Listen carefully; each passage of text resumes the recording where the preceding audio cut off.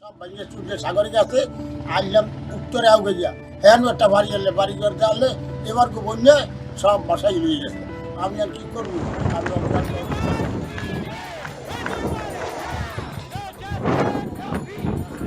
Where are you from? From Sudan.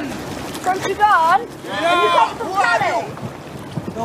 Have you come from Calais? It's not the first time the government is using giant tents to bolster its facilities to deal with asylum seekers. Yet you all come to us young people for hope. How dare you? You have stolen my dreams and my childhood with your empty words. And yet I'm one of the lucky ones. People are suffering. People are dying. Entire ecosystems are collapsing. We are in the beginning of a mass extinction, and all you can talk about is money and fairy tales of eternal economic growth. Part 1. The Uninhabitable Earth.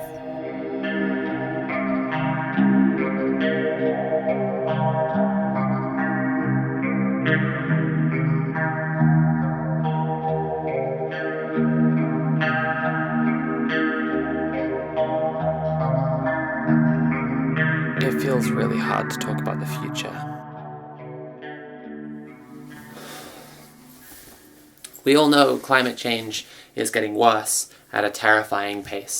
And I think to a lot of people, it doesn't even feel worthwhile looking into the problem in any detail, because we all feel incredibly helpless in the face of what really looks like it could be the end of the world. And then you go look into the problem more, and that doesn't help. In fact, the details and data about just how badly pollution has fucked up the planet lead you to the inevitable conclusion this is a problem beyond voting or protest. This is a problem we just don't have the time to solve with incremental reforms or market solutions. The opening page of The Uninhabitable Earth by David Wallace Wells describes this pretty perfectly. It is worse, much worse than you think. The slowness of climate change is a fairy tale, perhaps as pernicious as the one that says it isn't happening at all, and comes to us bundled with several others in an anthology of comforting delusions.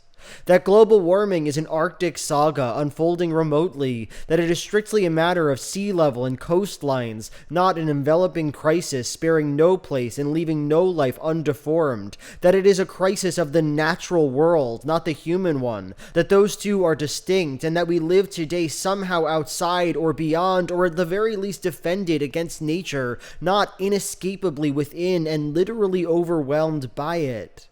That wealth can be a shield against the ravages of warming, that the burning of fossil fuels is the price of continued economic growth, that growth and the technology it produces will inevitably engineer a way out of environmental disaster, that there is any analog to the scale or scope of this threat in the long span of human history that might give us confidence in staring it down. The chapter titles of The Uninhabitable Earth read like a list of ways that a recently divorced supervillain would try to kill himself, taking out as many other people as possible, like heat death, hunger, drowning, wildfires, dying oceans, unbreathable air, economic collapse.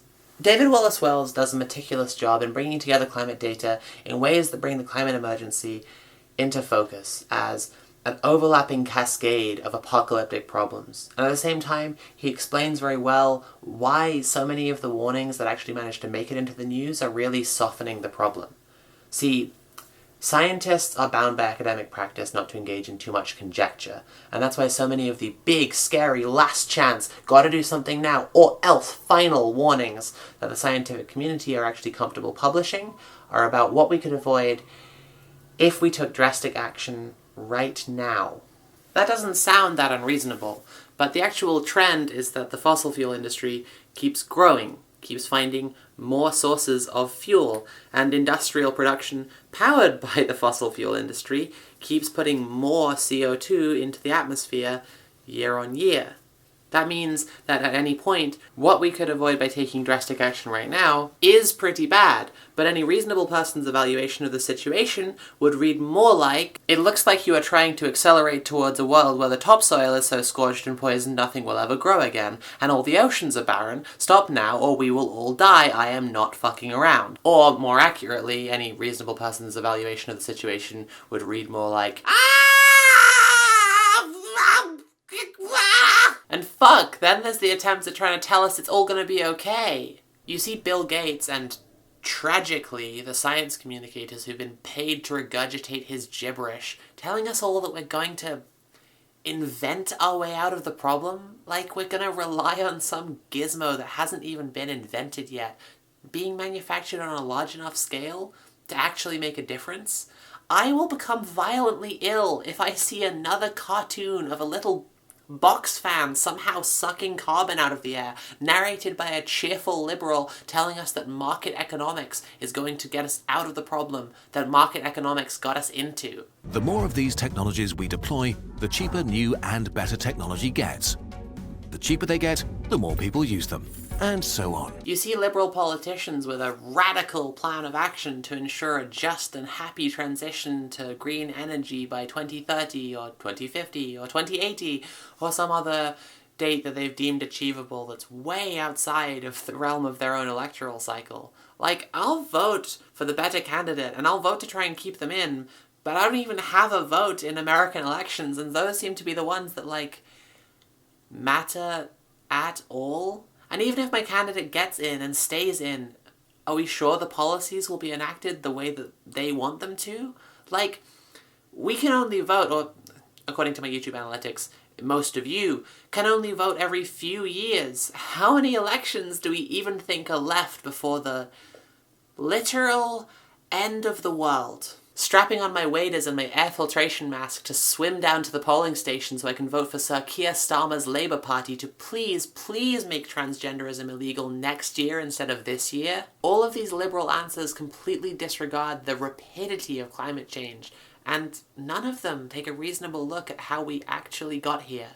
As David Wallace Wells puts it, many perceive global warming as a sort of moral and economic debt accumulated since the beginning of the Industrial Revolution and now come due after several centuries. In fact, more than half of the carbon exhaled into the atmosphere by the burning of fossil fuels has been emitted in just the past 3 decades. Which means we have done as much damage to the fate of the planet and its ability to sustain human life and civilization since Al Gore published his first book on climate than in all the centuries, all the millennia that came before.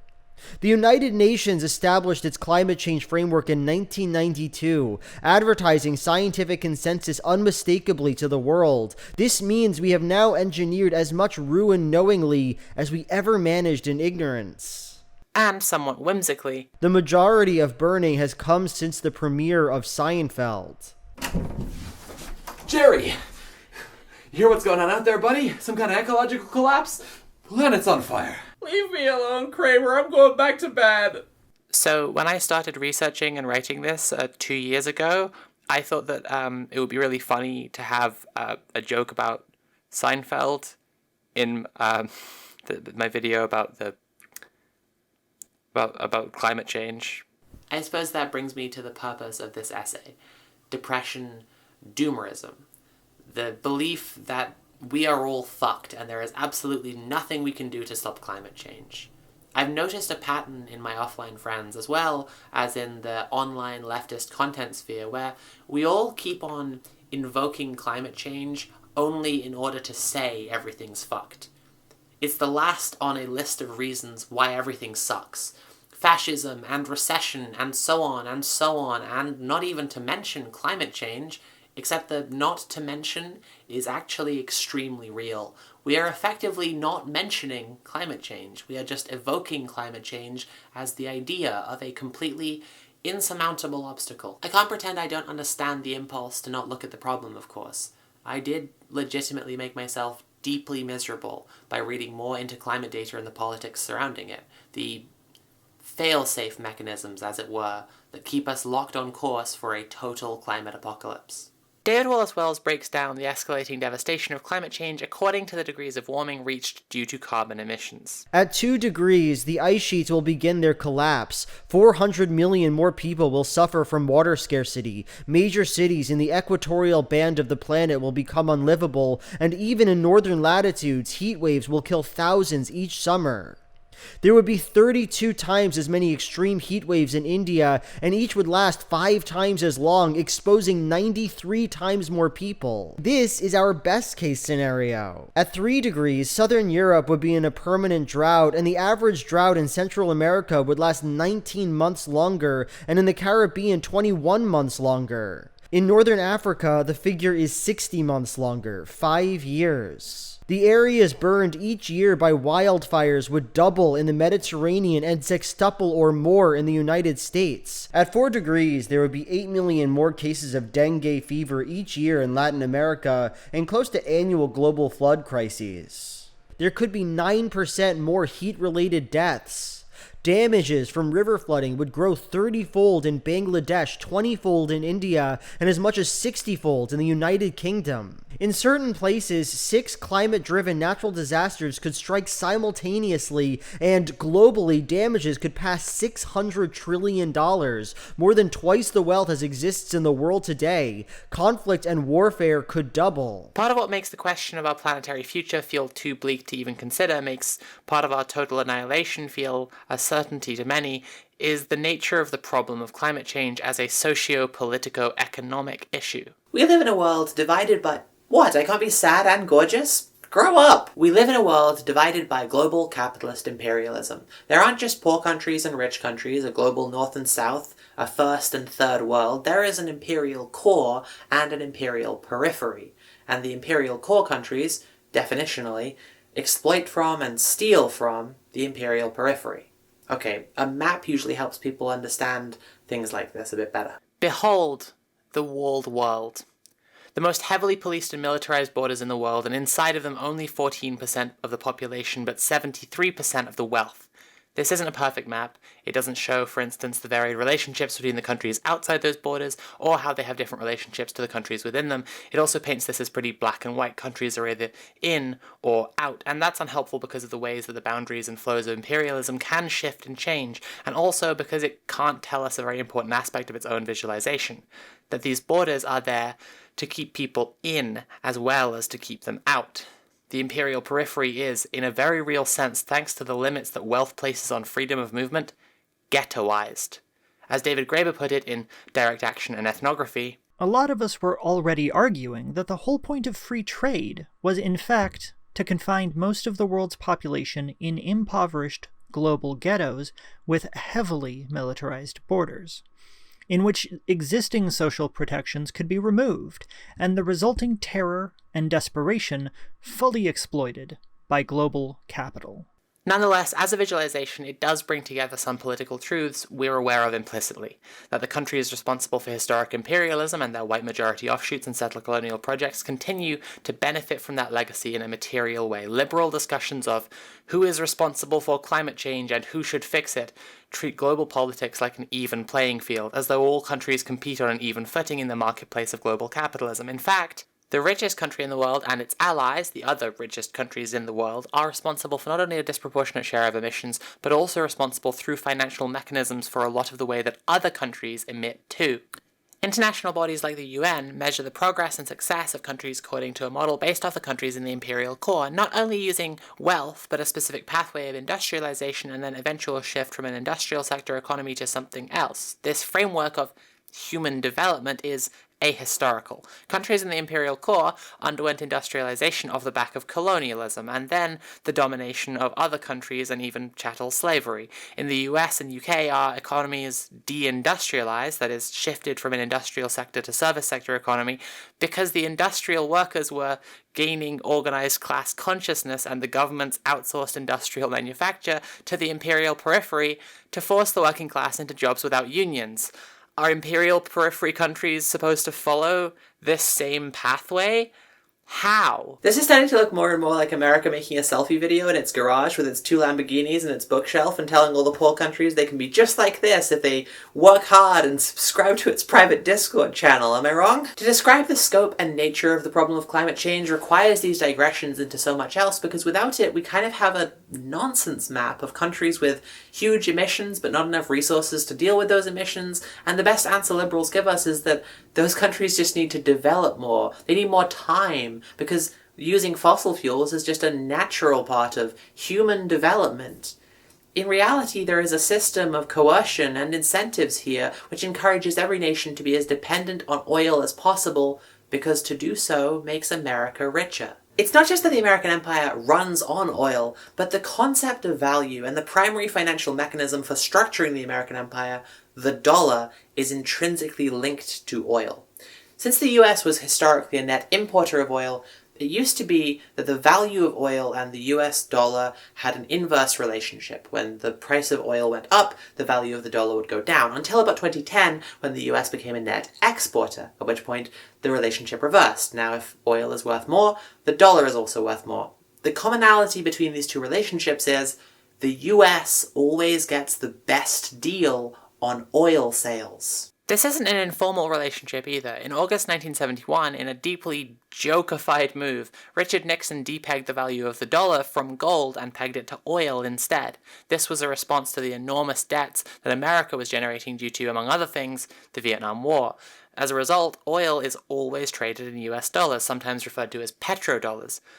Of course, the Seinfeld premiere wasn't until 1989, when Ronald Reagan left office, so we can't pin this all on Nixon. If your currency has more value, it has more power. It's important to understand money as instructional tokens, because the point of money is not to store value, but to convey it from one party to another in exchange for something. So, if you have more money, you have more power. Go figure. So if someone said, why would America invade the Middle East for oil when it's already one of the biggest producers of oil, the answer is actually surprisingly simple. If your currency has a value tied to the value of oil, well, you have a vested interest in, firstly, controlling the supply of oil, or at least making sure the supply of oil is in the hands of a few reliable monopolies, and secondly, in people using oil. But to understand the shape of power isn't enough, because for many the next thought would be, well, the American presidential elections must hold enormous importance in the question of climate, which of course they do, but to vote in a completely green president of the United States is no magic bullet. Franz Kafka has a short story titled An Imperial Message, and it really is very brief, so I'll just read it to you. The Emperor, so they say, has sent a message directly from his deathbed to you alone, his pathetic subject, a tiny shadow. Actually, it's a bit fruity even for me, so I'll just paraphrase. The Emperor is dying, and his last dying act is to give a message for you at the farthest flung reaches of the Empire to his messenger, verified by everyone at his deathbed. The messenger sets off right away, but immediately encounters a problem. The inner chambers are fucking round. There are too many mourners in there, servants and sycophants and so on. But the messenger, he has the imperial crest he can point to say, get out of my way. But even getting out of his way is not so easy because it's just so jam-packed. So the messenger is basically shoving people out of the way, one arm in front of the other, trying to swim through the crowd. But if he ever gets out of the inner chambers, there's still the outer chambers. And outside the outer chambers, there's the inner palace. And outside the inner palace garden. And then the wall. And then the outer palace. And then the outer palace garden. And another wall. And then the imperial city. And guess what? Every single square inch of it is fucking rammed with people here to see the dying emperor. So in effect, the message will never actually reach you. This is how imperialism works. It has to create convoluted systems of power through which to enact the will of the empire, both to distance the people at the top from the imperial subjects and to legitimize the power of the empire through abstraction and esoterica. The flip side of this is that even the power of the most powerful political figure in the world has to work through these convoluted mechanisms, slowing it to a snail's pace. This shows how the nature of global power, while dictating much about the imperial periphery from the core, doesn't actually allow for a change that could tackle the climate emergency through the existing channels of worldwide politics. As is often noted about imperial core-periphery relationships, the superstructure exceeds the infrastructure. The ideology of the free market, the patterns of behavior in service of the idol of capital are rampant and unrestricted and exist far beyond the ability of the imperial project to regulate them. If Joe Biden actually wanted to stop climate change... I know, right? Good stuff. I'm here all week, folks. If they moved to shut down all fossil fuel extraction within the states and then used their political influence to pressure every other country they could to stop fossil fuel extraction as well, it wouldn't result in the fossil fuel industry being shut down. It would likely either result in Biden being removed from power or the collapse of America's power on the global stage. Most likely, in fact, it would just become a new frontier of imperialism, in which poorer countries would be brutalized and sanctioned, while America promised it was definitely going to move away from fossil fuels, but it's those other countries, you know? It's those other people. They're the ones holding it up. In fact, we can see this is already more or less the case. Green imperialism is well underway, and while America makes empty gestures towards domestic reform, the focus for many has shifted to what China will do about its emissions. Green energy has been recuperated into one of those never-fulfilled and yet never-empty threats that makes imperialism work. The way that the system operates is not meaningfully separable from global warming. To put it more plainly, global warming cannot be stopped without ending global imperialist capitalism. So, flooding, droughts, heat waves, extreme and devastating weather events, unbreathable air, and dying oceans are all the endpoint of the normal way of doing business on which all of our political relationships are built. To stop these horrible things happening, we would have to dismantle the power of the most powerful nation on Earth, and probably even more absurdly, we would have to dismantle the framework which gives it its power. Capitalism itself is the thing killing the world. Why do you even watch videos like this? Long as hell video essays about philosophy and leftist takes on media and communist political theory? I know the answer very clearly for a lot of my audience because I watch long-ass YouTube videos as well, albeit on different topics. I know a lot of people watching this are at their work desk, or in bed, or in some other way consuming this content when you should be working, or eating, or sleeping, or tending to your life in some way. I know this is a comforting space from people who need to procrastinate away from something. And again, I know because I do this too. I like to watch long as hell videos about how to grow mushrooms at home. I love mushrooms. I've always loved fungus and mosses and molds. I remember being fascinated by, brace for a really gross name here, a type of slime mold that grew outside my bedroom window as a kid called dog vomit mold. I just love the idea of these organisms, neither plant nor animal, down in the dirt, doing amazing things that we don't even know about. Did you know that the mycelial networks beneath forests can attach to the roots of trees and allow forests to basically think? Like, trees can send messages to each other through the fungus. Anyway, I like to lie in bed and not sleep and not eat and not get up to do the day and learn about how I could grow pink oysters or lion's mane at home. Of course, I'm not doing those things. I'm just watching a YouTube video. It's a kind of escapist fantasy for the things I could be doing if I weren't so paralyzingly depressed. And I know lots of other people consume the content they consume in the same way. The kind of content I create, even. So I just lie there, not buying a plastic tub or a grow tent or a misting setup, not mixing a bulk substrate or inoculating a grow bag, not growing mushrooms at home, just waiting. Incubating. Other content creators and influencers on the left are very quick to say that nobody should seriously listen to them about what to do politically, because why would you listen to an influencer about something as serious and important as that? And maybe they're right, it does sound pretty fucking silly to get your directions for how to build a better world from a video on the internet, right? I mean, what the fuck can I actually say anyway? I am literally a YouTuber. My qualifications are a gifted and talented program in high school, a silver plaque that says I got 100,000 subscribers, and reading as many accounts of historical revolutions as I could possibly get my hands on. No one is expecting me to lay out a step-by-step analysis and plan of how not only to ensure that a revolution succeeds, but to shape the character of it to be as loving and kind as possible, as to ensure the most equitable and gentle world we can possibly live in. That would be ridiculous. So I'll just keep on making videos about the phenomenology of Alex Jones's conspiracy theories, and you'll keep on watching them, and I'll keep on watching videos about how to grow mushrooms at home, but not actually do it, and we can all just enjoy the fantasy.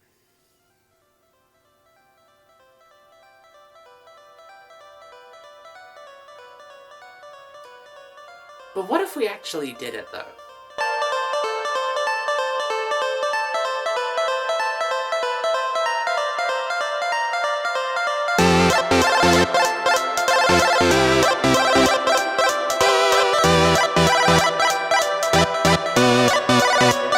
I started out quite ambitious with my mushroom growing. I skipped over buying grow your own kits and went straight for mixing my own substrate, which is a word which here means expensive dirt, that I could grow my mushrooms on. My substrate was mostly vermiculite, gypsum and cocoa coir with water I had boiled to avoid contamination. I also made a pretty silly mistake and decided to grow pink oysters out of this tub of dirt. Pink oysters grow best out of vertical surfaces, not horizontal ones, so the way my pink oysters grew was extremely wacky and probably could have come out better with a different setup. Nonetheless, they came out really well, which, looking back, was extremely lucky because the whole setup here was full of problems, but maybe that's a testament to how easily pink oysters can fruit. And boy, are they gorgeous. I have footage of these first flush of pink oysters, but I had to travel during the second flush, and that was during the big summer heat wave, and if I'd been there I would have put a lot of work into keeping them temperature regulated and hydrated, but because I was away, the second flush withered and dried up. Later on I got a grow kit so I could capture a time-lapse of pink oysters actually fruiting, and the footage shows off another big mistake I made starting out. I didn't make a separated sterile space for my mushroom growing, so flies found it pretty fast and it got kinda gross. The reason I'm talking about it and showing it and describing the failures and problems here is I think it's really important to expect that things will go wrong when you decide to actually get out of bed and do something. In fact, it's good to expect everything to go wrong, but it's also worth understanding what that really looks like. I was pretty heartbroken after the heat wave killed my little pink guys, and I really thought that the entire mycelium had died off, but a few weeks later, a third flush started anyway. It turned out they needed to just rest and recuperate for a little bit, and even though at first I thought the lesson here was I needed to be around and put in my caring labor to make my project work at all times, it turned out the real lesson was sometimes you just have to be patient, and when your mycelium gets burned out, it just needs to rest a little.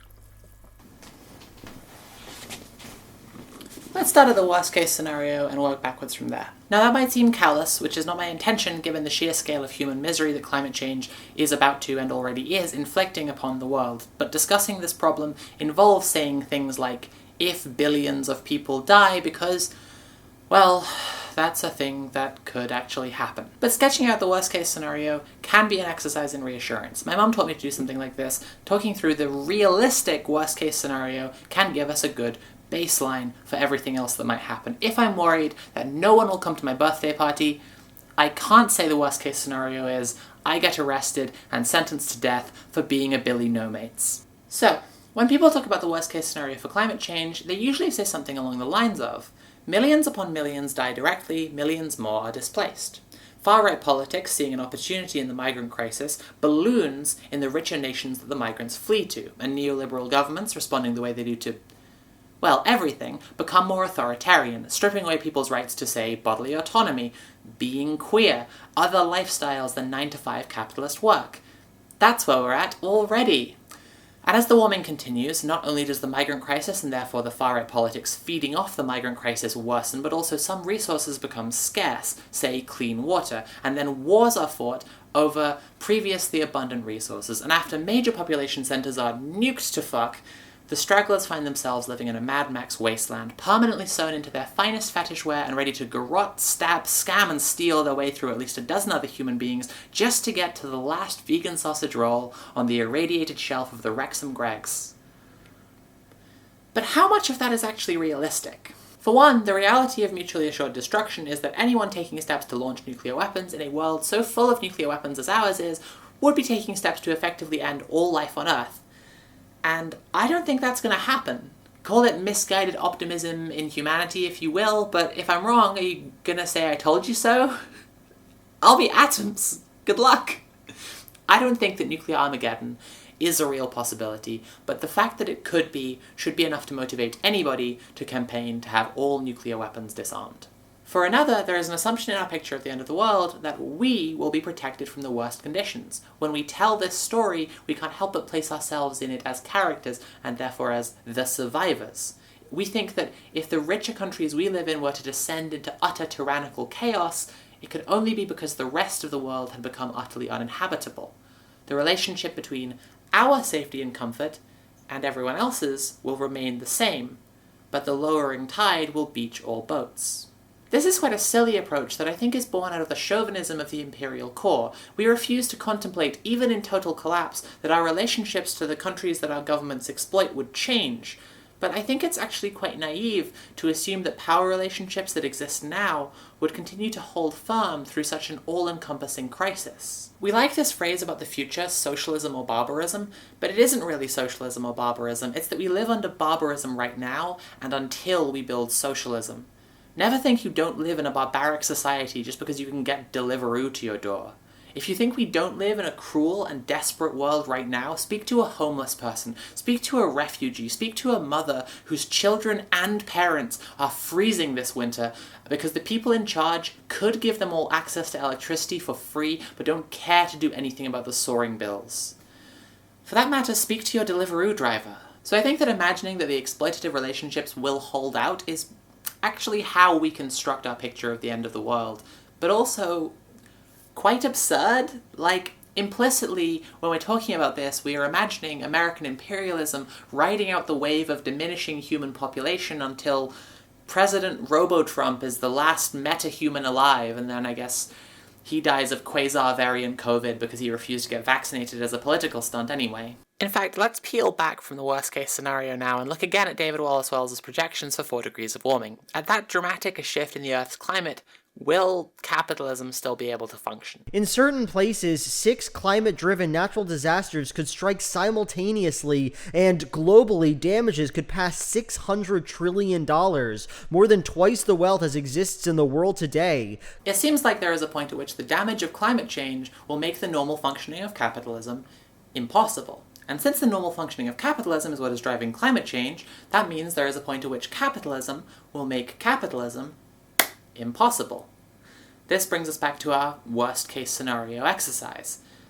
If billions of people die, would the survivors still be practicing capitalism? At what point will people abandon the system that is killing the planet?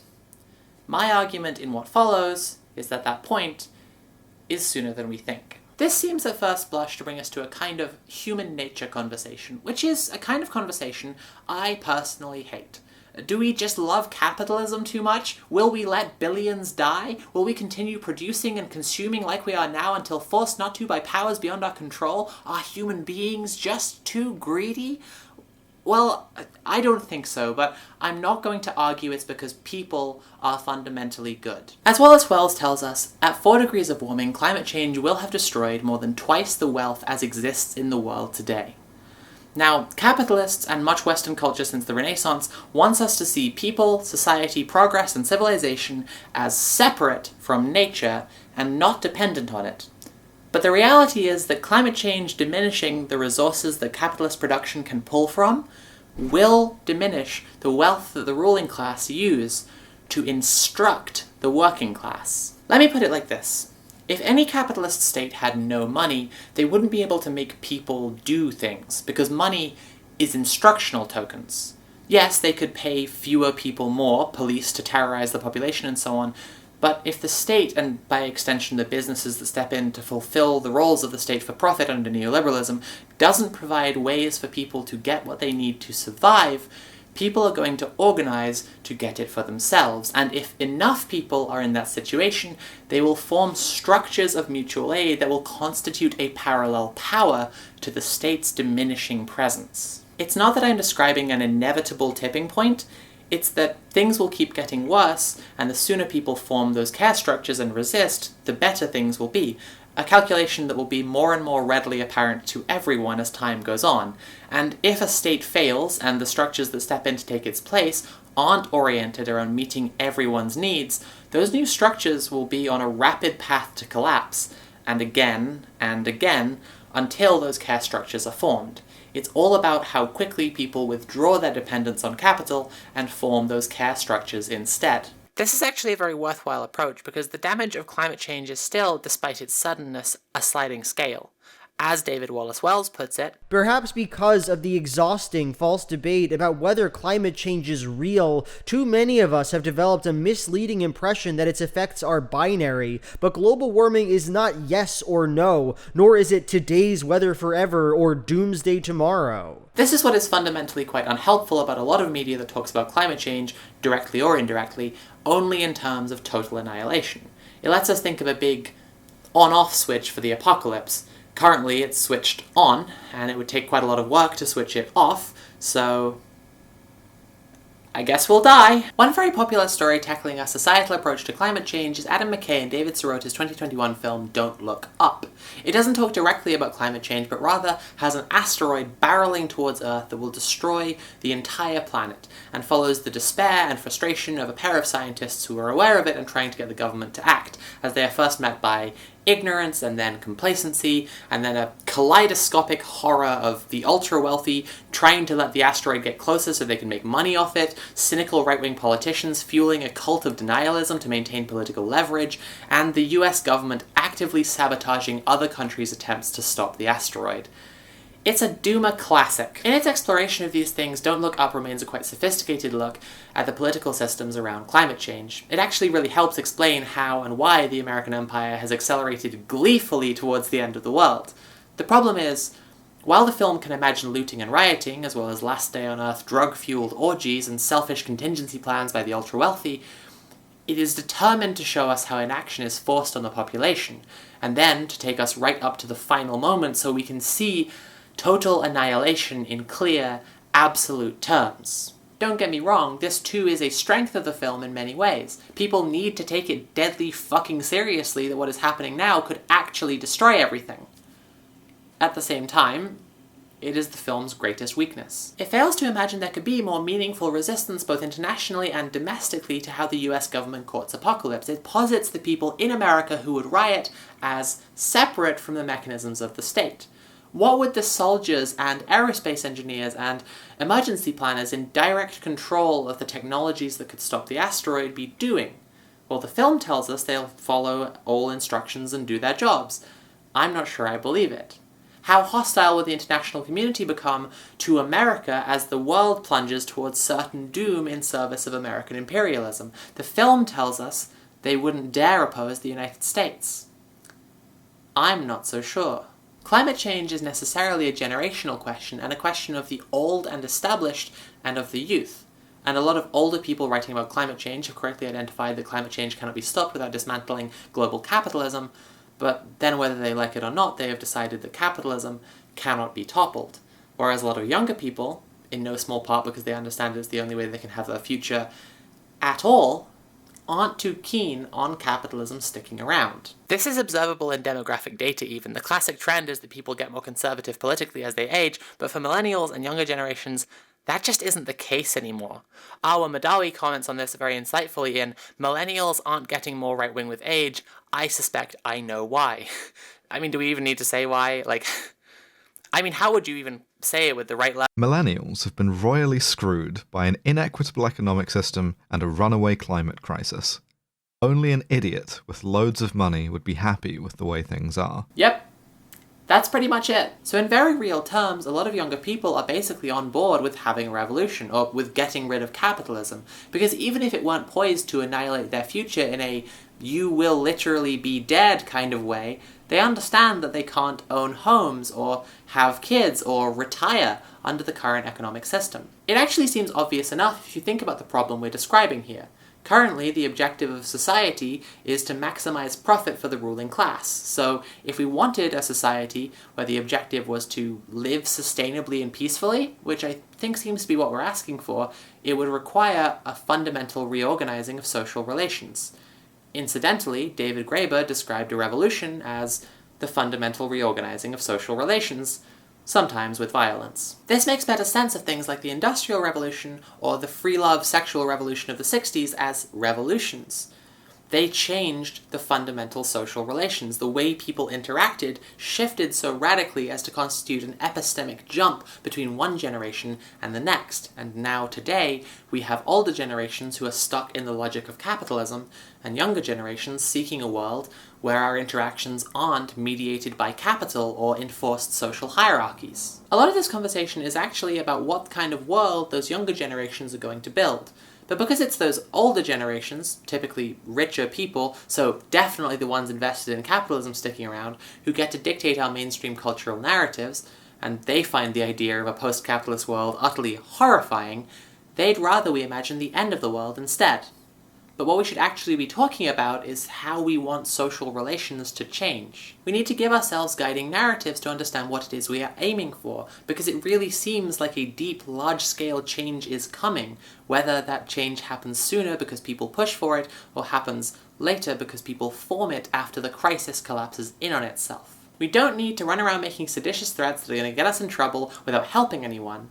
What we need to do is take a breath, and a step back and look at the bigger picture and understand what the pragmatic next steps are.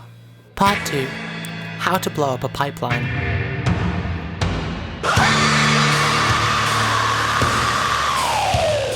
What will we all do about climate change if we accept that our states have failed us? Is the question most central to Andreas Malm's book, How to Blow Up a Pipeline.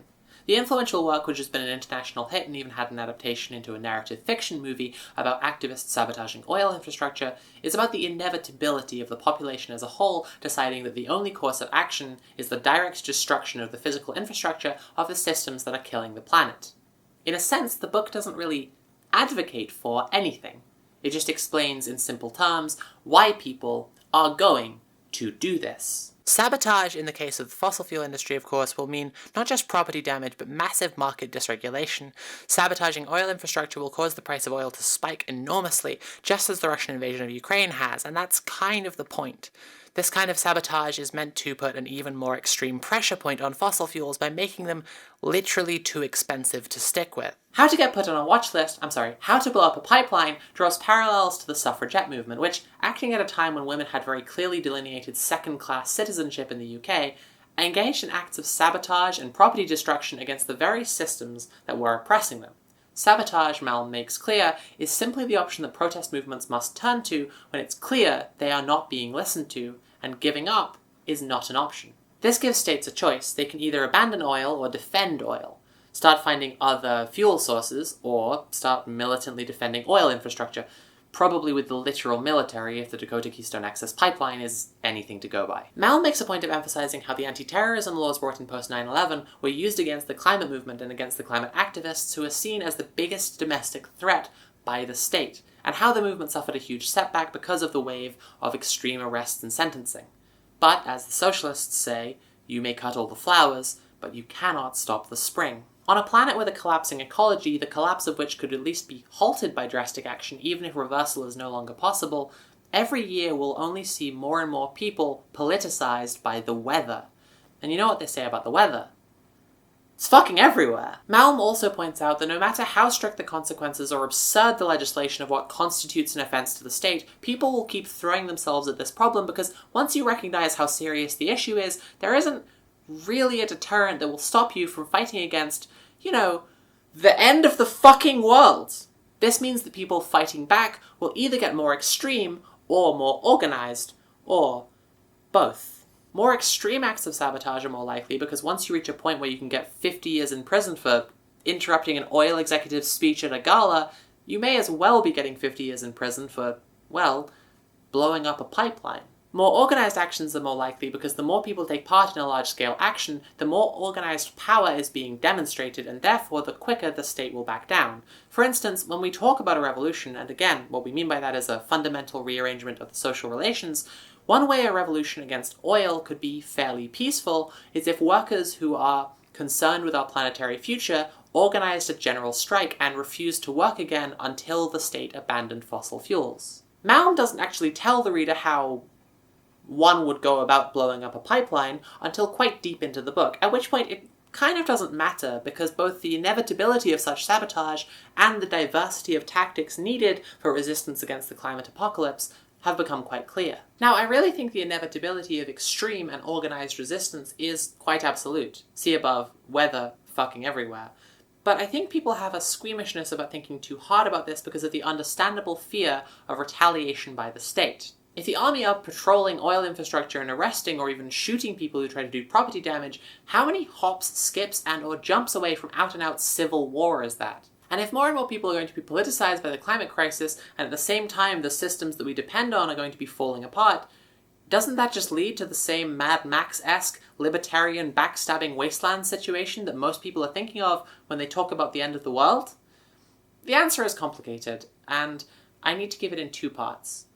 Part 1, how far the violence dial cranks up is in the hands of the state, and how they choose to respond to acts of resistance. Let's unpack that. In the novel Blindness, author Jose Saramago explores the nature of crisis and how people react to it. In the book, everyone in the world suddenly can only see blank white. I assume this is to differentiate from the actual disability of blindness and to make the affliction more blindness as metaphor, but the short version is, suddenly nobody can see and society immediately collapses. Horrible things happen. The book includes scenes of violence, rape, exploitation, imprisonment, and so on. As people who see a short-term benefit in this situation form a coalition of the greedy, stupid, and cruel to take advantage of others, then, at the end of the book, the doctor's wife, the first character in the book to go blind, starts to see again. The implication is that everyone else will also shortly be able to see again, and whatever changes society takes on, the people who have done horrible things will have to reckon with everyone else being able to see what they've done. The book is a harrowing read, but its core idea is relatively easy to describe. If some people feel like there will be no consequences for their enacting out their most disgusting impulses, they will carry them out. But the idea of social repercussions, no matter what form they take, are a powerful deterrent because we are social animals. Of course, the book also contains plenty of characters taking care of each other, but the question that hangs over the story the whole way through, whether caring can outdo cruelty, is entirely alleviated by the ending. I felt almost robbed the first time I finished the book because it created such a powerful sense that although the caring characters had done for each other was obviously worthwhile, all the suffering the characters had inflicted upon one another was utterly pointless, and wouldn't have happened if they knew that soon people would see again.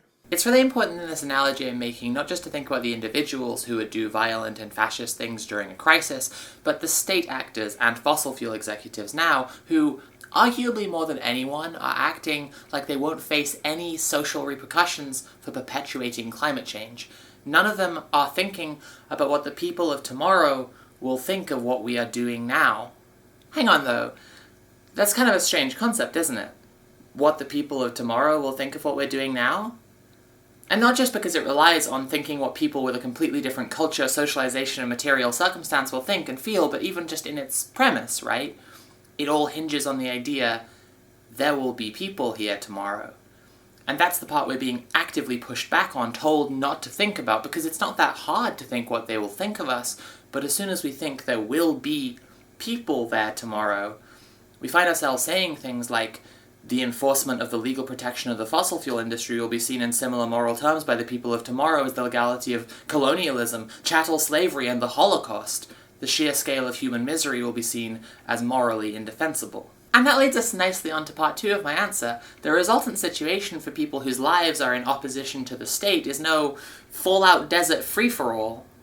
Our picture of the end of the world, culturally, tends to depict people fighting over tiny scraps while bloody tyrants are the only ones able to create bubbles of safety and stability through violent enforcement. But that idea of the world after society collapses actually comes from a specific ideological lineage. This all relates to the work of philosopher Thomas Hobbes, who Andreas Malm and other climate politics writers have spilled a lot of ink discussing and debunking.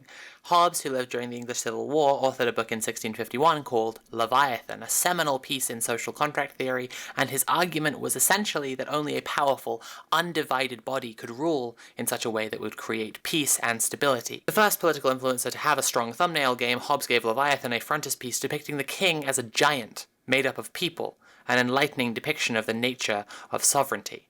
It also communicates a core part of Hobbes' thesis on sovereignty, that to act with appropriate and meaningful power, a sovereign needs to have the unanimous support of their subjects. For this same reason, Hobbes also explicitly argued that a sovereign should censor political discourse and tightly control religion within the state. Hobbes sucks, is the thing, and Leviathan is in many ways the ultimate authoritarian text. This guy is a goon, and we shouldn't be taking his ideas about society seriously. Sorry, Tommy, I get why people looked like they would descend into a bloody and violent war of all against all to you. Like, you saw that kinda happen, but the English Civil War isn't what human nature looks like stripped back to its bare essentials. It's a civil war with sides who hate each other. Allow me to just sidestep another conversation about human nature here and simply say, if the issue is security, security doesn't actually come first and foremost from people willing to enact violence, but rather from people enacting systems of care. As unrealistic as it is, if all the systems that keep society ticking over just disappeared tomorrow, the largest social organisms to develop would be systems of people figuring out how to provide for each other sustainably. Hobbes' whole shtick is actually just smoke and mirrors, because what he's positing nominally as why only an all-powerful sovereign can create peace and stability is actually just an argument that the working class can't possibly govern themselves without a ruling class oppressing them. The essentially limitless imagined threats from a lawless, stateless society that Hobbes cooked up in his average telegraph reader brain are always going to be enough to justify the power of the state. He even said that without a sovereign it would be reasonable for a man to kill his neighbor out of suspicion his neighbor might want to kill him first. How do we not just see this guy as a GB News presenter thrown 400 years back in time through a wormhole? This is reactionary gibberish, and I do not need to make my essay any longer to accommodate it. Oh no, spooky, scary anarchism. Everyone will stab each other if I don't become God Emperor immediately. Shut up! We need to talk about what it looks like, though, if people sabotage oil infrastructure and the state becomes more hostile. We just need to do it without imagining the working class immediately switching on Battle Royale mode. Realistically, as the state's defense gets more extreme and more people are politicized, the people resisting climate change will fall into certain social structures to create sustainability and safety. A lot of climate protesters are currently engaging in the tactic of allowing themselves to get arrested, both in the hopes that juries will acquit them, which they generally tend to do, and as a statement that they view their actions as totally moral. Now, that's a strong stance and probably does a lot for their public image, but as inaction continues and more people resist, the only way the state can really respond is by being tougher on the people who are arrested. And at that point, you aren't getting arrested and putting your faith in humanity and society as much as just allowing yourself to be captured by the systems that solely exist to defend fossil fuels. So when writers like Malm are calling for a plurality of tactics in sabotaging the machinery of ecological destruction, blocking roads, interrupting parliament, and yes, blowing up pipelines, I just want to say that the biggest diversity of tactics needs to come in ways of allowing people to live free from the capitalist system altogether, especially as the capitalist system loses its ability to provide more all the time. Mass politicization cuts two ways. A lot of the people forming systems to take care of people fighting back are just going to be doing it because they care about those people, not because they have the same politics. At the same time, as the mass movement becomes more politically informed, it's likely that more of their attacks will be against the various organs of capitalism, rather than just the parts most directly tied to polluting the atmosphere. We have a lot of climate protesters in the UK, but truly, our role as an international instrument of financial imperialism trumps any of our direct pollution. If protesters in the UK wanted to sabotage the systems of ecocide, the engines of finance capital would be a likely target. Whether it's oil prices or the ripples of a financial shutdown, these forms of sabotage will cause immediately worsened conditions for lots of people, which is why anticipating that people will do this kind of sabotage means we need to organize much larger systems to take care of each other. Capitalist states are frequently hostile to people who are trying to organize to provide for one another outside of capitalism, but just like with predicting that people will engage in this kind of sabotage, We can predict that people will engage in this kind of organized mass mutual aid as well. This is how a mass movement becomes a parallel society to the established order. These people are crushed by the state, or the movement gets bigger by virtue of people taking care of each other, and as that happens, the state is weakened because the state's power comes from people. We can come back to Don't Look Up here, actually, which is in a sense in conversation with How to Blow Up a Pipeline. For the people in the film, as the asteroid approaches, there is nothing they can do but make internal peace with the fact they are doomed, whether they do so indignantly, or out of their head on drugs, sucking and f***ing ignoring the problem, or interpreting the asteroid as a biblical apocalypse because there is nothing they can do. It is too late, and the asteroid is too powerful. Climate change isn't like an asteroid, though. An asteroid doesn't get closer to the planet's surface because of a physical set of pipes located in lands accessible to human beings which operate every day. An asteroid doesn't progress towards annihilating all human beings on Earth because people are making money off the asteroid getting closer. Climate change does. That means climate change can be stopped. In less pleasant terms, it means climate change can be stopped from getting worse at an ever-increasing rate. In this way, Don't Look Up takes the position that the force of capital is undefeatable. That the extinction of the human race by climate change is equivalent to an asteroid because capital is just too powerful. How to Blow Up a Pipeline, on the other hand, takes the position that capital's power entirely comes from human beings. And human beings do not want to die. After having some trouble with the big box grows, I got some kits where the seller gives you a block of fully inoculated spawn and the mushrooms just grow out of the block. There's much less to go wrong with this kind of approach, although it will be harder to keep it going past a few flushes of mushrooms because there's just less material for the fungus to feed on. With the boxes you can dump waste like spent coffee grounds and keep feeding them, but here there's just the block. I also cleared all the flies out and set up a mushroom tent in the room I'd been using so I could control the space where they were growing a lot better, with lighting and an automatic misting setup so I could just leave a time-lapse camera running over a week and capture the mushrooms growing. I'm not going to attack people who are doom-pilled because I know they are just depressed. And I don't know about anyone else here, but I've never once found it particularly helpful when I'm depressed to have someone stand in the room with me and yell, "Feel better! Stop being depressed! Feel better!" Instead, I'm going to criticize the people who act as thought leaders in the community, people who drive doomer thought and talking points and show why they are wrong both factually and strategically to say and to repeat that the world is ending and there is nothing we can do. I may as well start with my beloved David Wallace Wells and the Uninhabitable Earth, since I've already used it to scare everyone so much.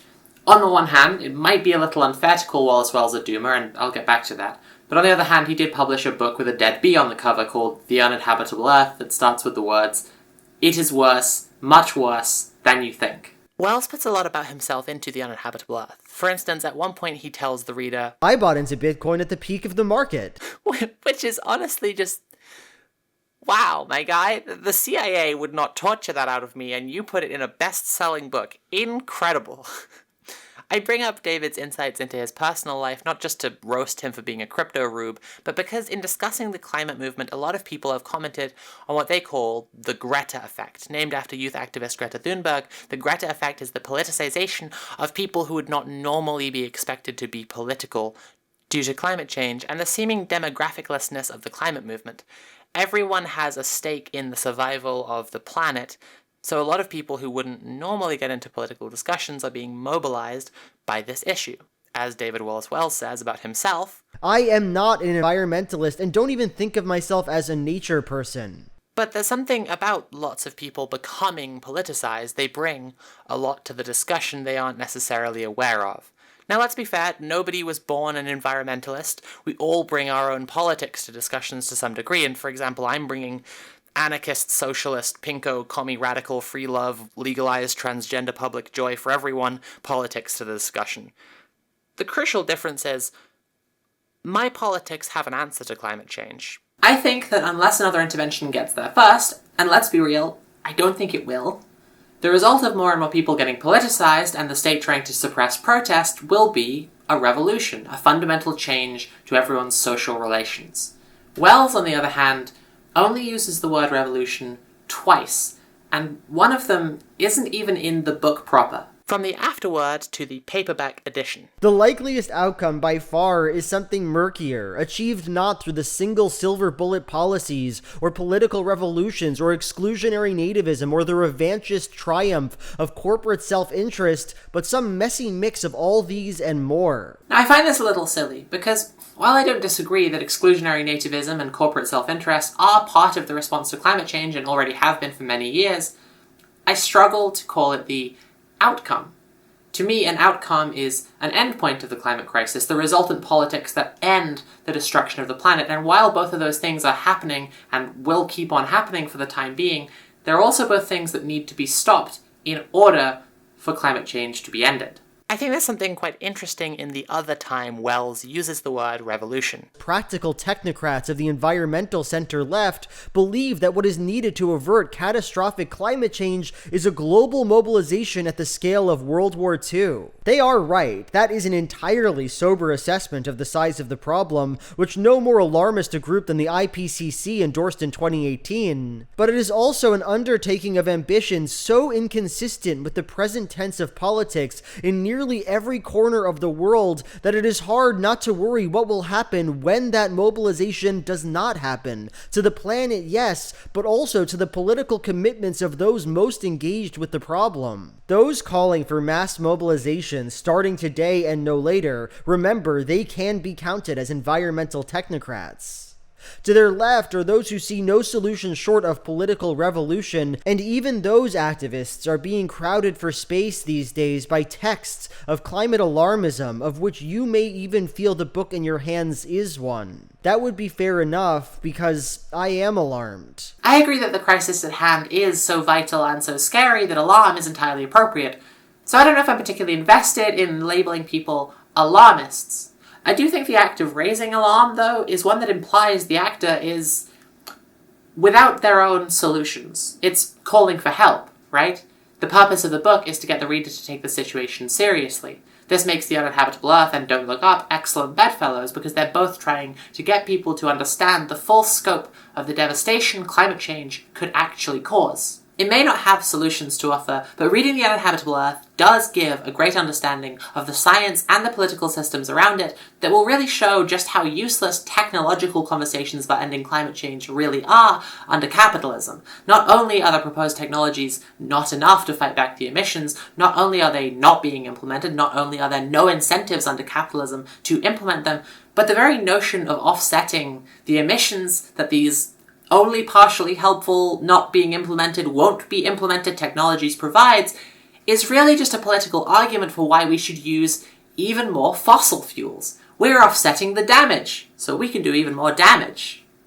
Before my next big box grow, I hit another huge snag, this time so big I had to start over and order a new grain block for my mushroom spores, because I didn't manage to keep the grain spawn sterile enough. It picked up this green mold, which spread through the whole bag more or less.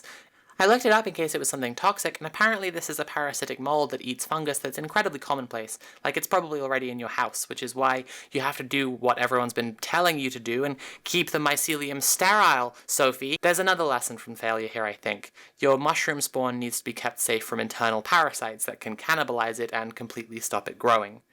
So, I set up another bulk substrate box, and this time, between the mold and the flies, I was feeling extra hygiene conscious, so I actually used boiling water on the cocoa coir so it would also sterilize the mixture at the same time. Then I broke up a big block of grain into it, which was so inoculated with mycelium it was like a piece of polystyrene.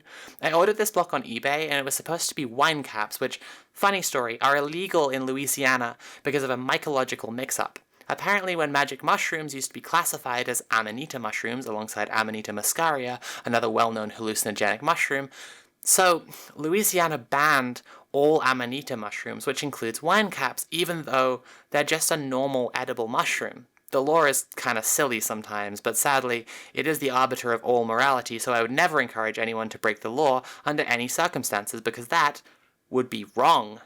Anyway, I ordered wine caps, but when I started recording the time-lapse, these funny little yellow guys started fruiting, which were definitely not wine caps.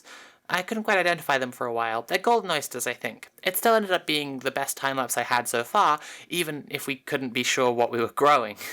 Mushroom lessons number whatever we're up to now. Sometimes what you're growing doesn't turn out to be what you expected, but that's okay. Another source of doomerism I want to address comes from the works of communist writer Mark Fisher. In his most famous work, Capitalist Realism, Fisher describes the way that capitalism has eclipsed our imaginative landscape so that the majority of us can't even imagine a world beyond capitalism. In short, we find it easier to imagine the end of the world than the end of capitalism. This was, of course, supposed to describe an imaginative trap we've fallen into, but lots of leftists have taken pessimism from this, because they can recognize the capitalist realism in themselves, and they don't know how to get out of the trap.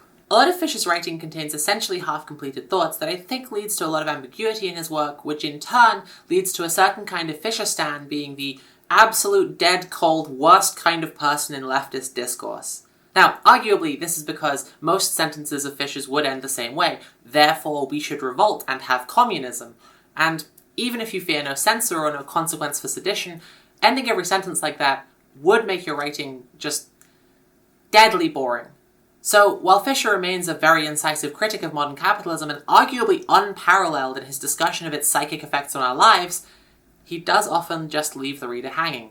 Capitalist realism is an all-pervasive mode which dominates our imaginative landscapes and recuperates every rebellious impulse into itself, therefore we should just revolt and have communism becomes... yeah. We're fucked.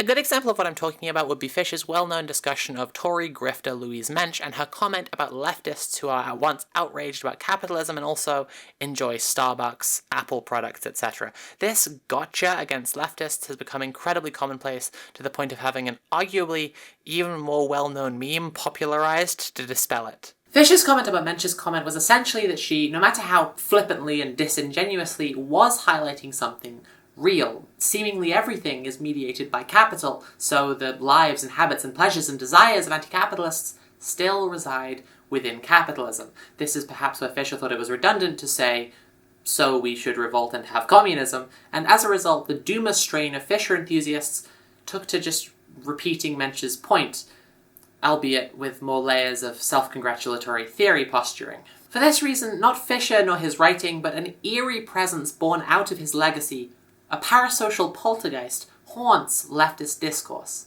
Let's see if we can't just perform an exorcism. One very important half-finished thought in Fisher's work relates to the state of the modern left in the imperial core. Fisher essentially said that the modern left views power as something that bad people have and use, and therefore to seize any amount of power would immediately violate their morality, so rather they focus on their own oppression and defeat without any concrete plans to actually change anything. Now, as much as I want to finish that sentence with, so we should revolt and have communism, I do think it's worth pointing out that Fisher's own work contains an answer to this conundrum, and if the Fisher doomers who go around repeating this criticism were real fans like me, then because Mark Fisher put a big emphasis on the development of group consciousness, the overcoming of what Nietzsche would call ressentiment, the development of systemic understanding of oppression as the earliest and perhaps most important step in overcoming oppression. With that in mind, this criticism of the modern left is really just an evaluation of the early stage at which it currently sits. It isn't some impenetrable mind prison, but rather just a somewhat depressive first step towards actual revolutionary thought and praxis. In exactly the same way, Fisher's most famous line, "It is easier to imagine the end of the world than the end of capitalism," is perhaps his most famous half-finished thought. If we are trapped by the conviction that we cannot possibly win, imagining others remaining idle is the thing keeping us stuck. If we want to come unstuck, we need to have confidence in each other. For what it's worth, everyone I've spoken to about the end of the world has come to see the future in these terms. The sooner we fight back, the better the world gets to be as a result. I've come to view doomerism as an interstitial step, just like what Fisher described. First, people think that climate change isn't that big a deal because the state and the liberal establishment will deal with it. Then they realize the full scope of the problem and they become doomers. And then they realize that if there is going to be a solution to the problem, they have to be part of that solution. Fisher's less known but excellent work, Post-Capitalist Desire, a transcript of his final lecture series, focuses on the ways that capitalism has shaped our imaginations, just like capitalist realism. Here, however, Fisher focuses on our desires, the way we can't imagine anything we want as anything other than consumer goods, or provided to us through the medium of capital, the way that capitalism has shaped our desires into a desire for more of capitalism itself. To complete the thought here, and I really could give this a whole separate essay just as long as this one, I think Fisher was asking us to imagine how we can find post-capitalist desire, and how, more importantly, we can capture human desire back from capitalism. But is there a post-capitalist desire present in our culture already? I think there is. Let me talk about my two favourite nouns in the British press right now. Wokery, which is evidently some kind of troublesome pixie dust sprinkled into educational institutions by mischievous elves, and woke, as in what woke wants, and capitulating to woke, and brave GigaChad PM Rishi Sunak uses his rippling muscles to wrestle woke into submission. Woke is a word with a very storied political history, from AAVE slang to left liberal adoption to insult that right-wingers use for anything they don't like. But I think that woke beliefs, broadly speaking the political position that supports human liberation across various axes of oppression, is actually a form of post-capitalist desire. As young people have come to realize that they won't be able to own homes, have kids, and so on, they've started to imagine the kind of society in which they could, and therefore reimagined how society could work. While the desires that they're driving at are broadly just very simple things that our ancestors could take for granted, I think there is a tangible political consciousness that to get those things is going to require a fundamental reorganization of social relations. I think there are lots of desires still captured by capitalism, but I think a lot of those could easily become uncaptured, and I think a lot of the core desires that people seek in living in society at all are currently disappearing over the horizon of the climate crisis. Now seems like as good a time as any to take a digression and talk about anarcho-nihilism. I really don't want to come across as hostile to anarcho-nihilists, so I should approach this section carefully. If I start my discussion of anarcho-nihilism by saying how much the Chaos Star reminds me of the Greendale Community College logo, it will seem like I'm setting out to start beef. The anarcho-nihilist position is that with no hope for actually saving the world or changing the future for the better, people should still sabotage systems of oppression and fight for moments and spaces of human joy and freedom. The position rejects the possibility of large-scale organized revolt because of the tendency for authoritarianism in the aftermath or even sooner. Rather, they embrace chaos, hence the Chaos Star, because anarcho-nihilists take something of the exact opposite position to Hobbes, that the oppression of the state Leviathan is the font of all misery, and that the disorganized mess of human chaotic association will necessarily be kinder and better than any hierarchical central power structure. A lot of anarcho-nihilist thought is informed by a text called Blessed is the Flame, which examines and celebrates the history of resistances and revolts within Nazi concentration camps. This is sort of the same worst-case scenario exercise I talked about before.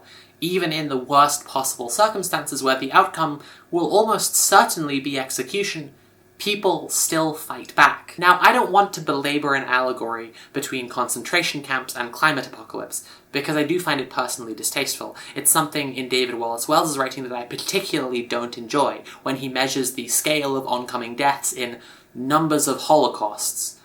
So instead, I'll say the similarities are thus: the very little hopes in anyone surviving, the total control of the enemy who is the same enemy feeding us into the machinery of death, the suppression of solidarity and morale by the conditions in which we find ourselves, the active sabotage of any organized resistance by bribery, inside agents, and so on.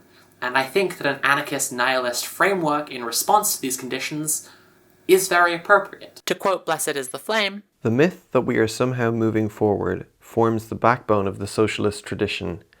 Like the trains bound for Auschwitz, the movement of history is heading nowhere good and needs to be sabotaged at every possible turn." I genuinely worry about my points in this essay coming across as cold and flippant, like, no, the world isn't technically ending, there'll still be mushrooms, so what are we complaining about? Which, of course, isn't what I'm saying at all. Nonetheless, I want to allow a little space for people who might find my position silly, because if I couldn't tolerate being silly at all, I would be endlessly tilting at windmills, and be all the sillier for it. As one modern anarchist writer has it, nihilism allows for the possibility that there is no future. And this is the reason that I don't feel the need to oppose anarcho-nihilists, or include them in my critique of doomers. With nihilism, these anarchists have found a freedom to resist for the sake of resisting, for the sake of declaring their own humanity in the face of annihilation, and I find that beautiful. I'm sure that some of us with more of a tendency towards schismogenesis, more of a tendency to make enemies than friends with our fellow socialists might think anarcho-nihilists, by rejecting the possibility of large-scale organized collective revolt, are making such resistance impossible. I think they're just waiting to see if it will work. To borrow a slogan from a movie I've never seen about a sport I've never played, if you build it, they will come. What I mean by that is that anarcho-nihilism is at once a nihilist position that doesn't expect to defeat capitalism and an expression of post-capitalist desire, and that it works in concert with larger organized resistance, not against it. Even if we anarchists won't join any ascendant communist party, we'll be fighting the same fight on our own terms. If we only pay attention to bourgeois electoralism, the picture is unbelievably bleak. The far right has stormed onto the scene and has a growing share of the vote across a wide range of not only the most powerful countries on earth, but many others besides. Right-wing governments work with, enable, and encourage right-wing militants and militias to act as a paramilitary wing of their neo-fascist project. The corrupt and gerrymandered pre-existing power structures enable them to easily capture vital political organs and make long-lasting, meaningful changes that will negatively impact the lives of millions of people, and we can do little but vote for liberal politicians who offer progressive platitudes with a practiced smile while taking enormous checks from the wealthiest people in our society to protect their interests first and foremost. Shit is, in a word, bleak. Electoral politics, it seems, offers no solutions to climate change and only generates more social ills by the day, wasting everyone's energy and effort in defending the rights we're used to taking for granted. So that's the bourgeois political system, the spectacle we have all been trained to see as the only game in town. But what's going on down in the dirt, huh? What about the fungus? After all, you can cut all the flowers, but the weather is fucking everywhere. Climate change is so many little problems. The climate crisis is an ecological crisis and a food crisis, a migrant crisis, a housing crisis, a human rights crisis, and more besides. They may not realize it yet, but there are people fighting in a political coalition of people who assume there will be people there tomorrow, and their enemies are in a political coalition of people who assume that there won't. This kind of action based on a measurable belief that is not stated explicitly actually perfectly aligns with Marx's definition of ideology. Sie wissen das nicht, aber sie tun es, which means they don't know what it is, nonetheless they are doing it. In other words, someone doesn't need to say, I am a liberal capitalist, I believe in free market trade, in order to be participating in and upholding liberal capitalism. They don't need to believe in it, or like it, or even understand it to be doing it. They sure don't be wissen, but I'll be damned if they aren't tuned. And I have a little wordplay on this definition, so put a pin in Sie wissen das nicht, aber sie tun es for a second, and check this out. Sie wissen, dass es nichts ist, aber sie tun es. Yeah, I know. Pretty good, right? Okay, I know most of you probably didn't catch that, but according to our analytics, I'm not being exclusionary of my English speakers, I'm being especially inclusive of my 3.2% German audience. Yeah. That's right, sponsors. 3.2%. Bear that in mind next time you need an influencer to advertise your new Fritz Cola flavor. I've never been someone who particularly minds explaining my own jokes to the point of utterly killing them, so let me unpack my wordplay a little bit here. Sie wissen, dass es nichts ist, aber sie tun es, unlike they don't know what it is but they are doing it, means they know that it is nothing and still they do it. Because I find those to be the places where ideology is most haunting. Imagine a Canary Wharf finance pervert, someone who works in the financial sector in London.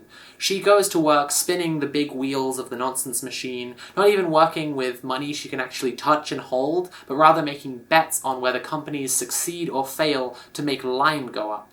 Two huge investment sectors are construction and fossil fuels, meaning that our finance pervert's work contributes both to climate change and the construction of shoddy, overpriced, and personal gripe, ugly new-build apartment blocks that are going up all over London. Huge numbers of these new builds are being constructed on London's floodplains, too expensive for most people to buy, but perfect for developers to rent out at extortionate rates to people with well-paying office jobs, for example. You know, Canary Wharf finance perverts. So our pervert gets up every day and goes to work on the big nonsense machine which is going to flood her ugly house. It's not that she doesn't know what she is doing, though the knowing is not directly connected to the doing, hence Sie wissen das nicht, but rather she believes what she is doing is abstract and disconnected from consequence, hence Sie wissen, dass es nichts ist. Capitalist realism, the imagining of the end of the world more easily than the end of capitalism, is a perfect example of Sie wissen, dass es nichts ist, aber sie tun es. We are all, to one degree or another, the Canary Wharf finance pervert spinning the big wheel that's going to flood her ugly house. We are all, to one degree or another, the guy from the meme where the survivors of the collapse are huddled around a campfire saying, yes, the world ended, but for one glorious moment we made a lot of profits. But the people who are fighting the war on woke, on the side of woke, are, whether they wissen it or not, fighting as if there will be people here tomorrow. Capitalists are convinced that it's grown-up talk to dismiss all possibility of socialism and all talk of class struggle, but in a crisis, a state can't survive without policies that take the reins and provide for people. Because if people can't survive, the state can't either. This mobilization on the scale of World War II I hear about isn't happening on the state level, and emissions are increasing at an increasing rate. In other words, capitalists convinced themselves socialism was impossible, and then they found out capitalism was the thing killing the planet. So they started killing the planet much, much faster. Okay, we've covered a lot of ground. Now, just as many great thinkers and philosophers of the past before me, I feel the need to talk about a tweet. Just as Musk's purchase of Twitter was being finalized, Eva Wiseman tweeted, I feel like, in these last days of Twitter, we should all be just fucking asking for what we want. Like love, or work, or cash, or attention. No time for jokes or memes or whatever, just like, say it, loudly and quickly. This tweet is fascinating as well as just very funny to me, and not just because Twitter did not die shortly afterwards, but also because you can just do those things at any time. Eva here is mourning Twitter changing into something else, and that's fair because Twitter, X, does objectively suck now, even more than before. I just find this kind of mourning, this discussion of the rapidly approaching end times, really reminiscent of our discussion of doomerism. A big enough change, or even the uncertainty of what will come next, is being treated like a total ending. You're mourning how life has been, knowing that it will end, and with that comes a mourning of what could have been, but never was, what you could have had, what you could have done, or been, or seen, and that's okay. It sucks that all the stories we were told about how society was supposed to work for us were lies, and it sucks even worse that the people who lied to us didn't even know they were lying. As much as the next person, I am struggling constantly with terror and fear and feelings of hopelessness that nothing is being done and push is coming to shove and we are all going to suffer and die waiting for someone to, for God's sake, do something! But even saying that feels ridiculous on the face of it. Not because I have some unshakable belief that everything will be okay. It's not because I believe something that other people don't, but because I think about other people when I say, I am just as paralyzed as other people are. What a ridiculous thing to say. There are plenty of people more paralyzed than me, and I am nowhere near naive enough to imagine I am the person most affected by climate change. There are so many people dealing with the effects right now, uprooting everything they have, moving away from tons of people they know and care about. They don't just say, there's nothing I can do, we'll all just die.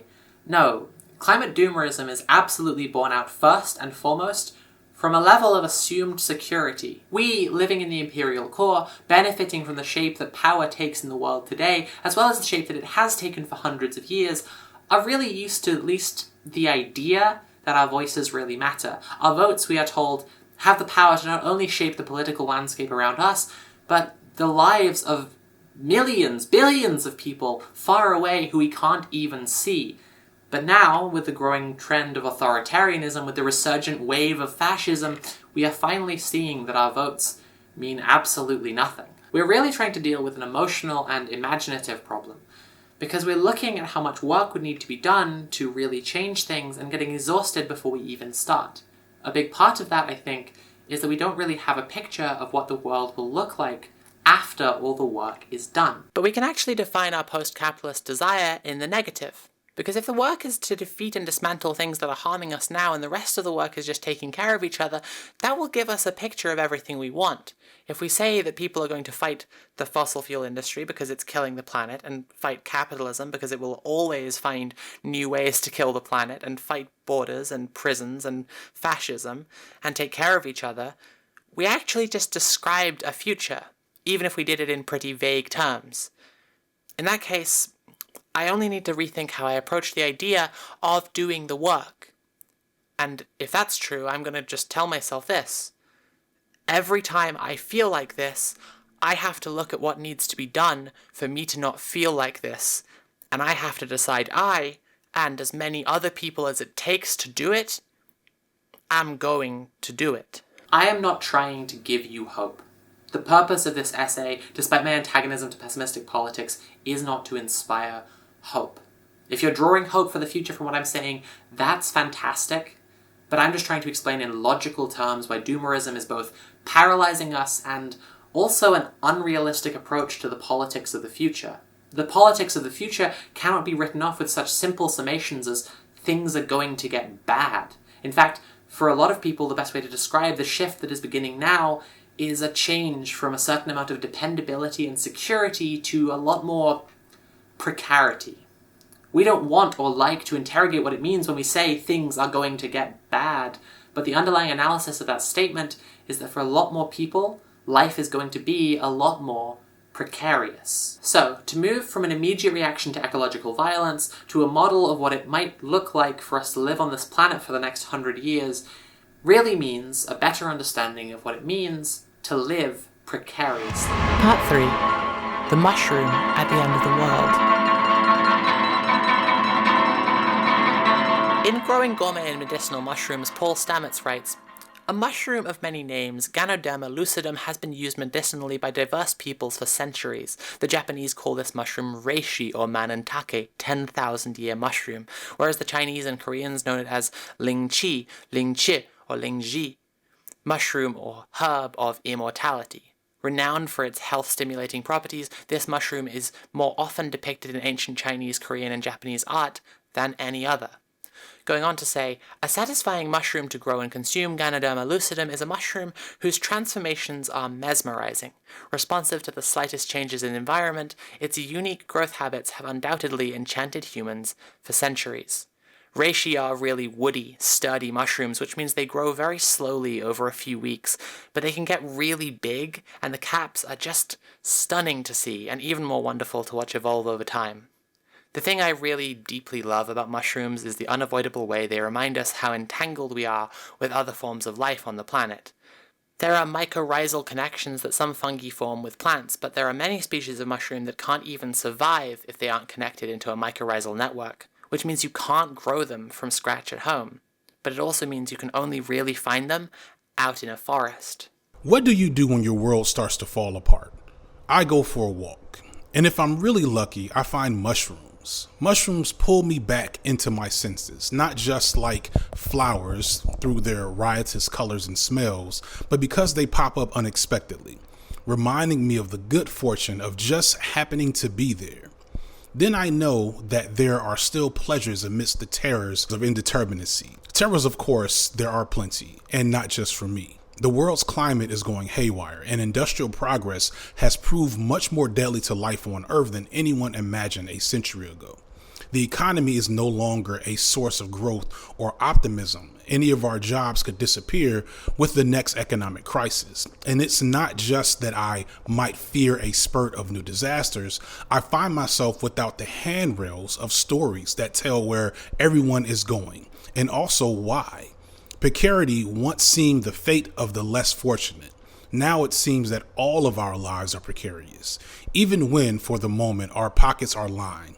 In contrast to the mid-20th century, when poets and philosophers of the global north felt caged by too much stability, now many of us, north and south, confront the condition of trouble without end. This is how Anna Lowenhaupt-Singh's book, The Mushroom at the End of the World, begins. But to present this quote on its own really does a disservice to the text. The book is written with this pervasive contextuality that makes it almost mossy. You try and pull any part out to look at on its own, and it feels wrong without the succeeding and preceding sentences, and then it feels wrong to talk about those without the sentence before the sentence before, and the sentence after the sentence after. Let me offer this second clipping alongside the opening. The uncontrolled lives of mushrooms are a gift and a guide when the controlled world we thought we had fails. The mushroom at the end of the world is about the matsutake mushroom, an edible species that grows in parts of Asia, Eastern Europe, and the Pacific coast of the United States. It's also about the people who pick the mushrooms. It's also about a lot of things. Matsutake are mycorrhizal, so they can't be cultivated in a controlled environment. They have to grow in a larger organic context. As Anna Lohnhaupt Singh points out, they grow best in disturbed forests, places where wildfires or logging or storms have caused some amount of devastation to the ecosystem. Yes, the mushroom pickers are selling their matsutake to capitalists as commodities. Yes, the money they receive fluctuates depending on market conditions. And yes, of course, the people doing this spend that money to get things under capitalist systems, but the work they're doing exists at a certain economic periphery. The pickers are participating in what Singh calls salvage accumulation, taking advantage of value produced without capitalist control, or more precisely, the ability to create capitalist value from non-scalable value regimes. A capitalist who makes money on the collection and sale of matsutake mushrooms cannot reinvest their capital to expand the amount of matsutake grown. The privately owned mushroom is an offshoot from a community living underground body, a body forged through the possibilities of latent commons, human and not human. Humans cannot control matsutake. Waiting to see if mushrooms might emerge is thus an existential problem. The mushrooms remind us of our dependence on more than human natural processes. We can't fix anything, even what we have broken, by ourselves.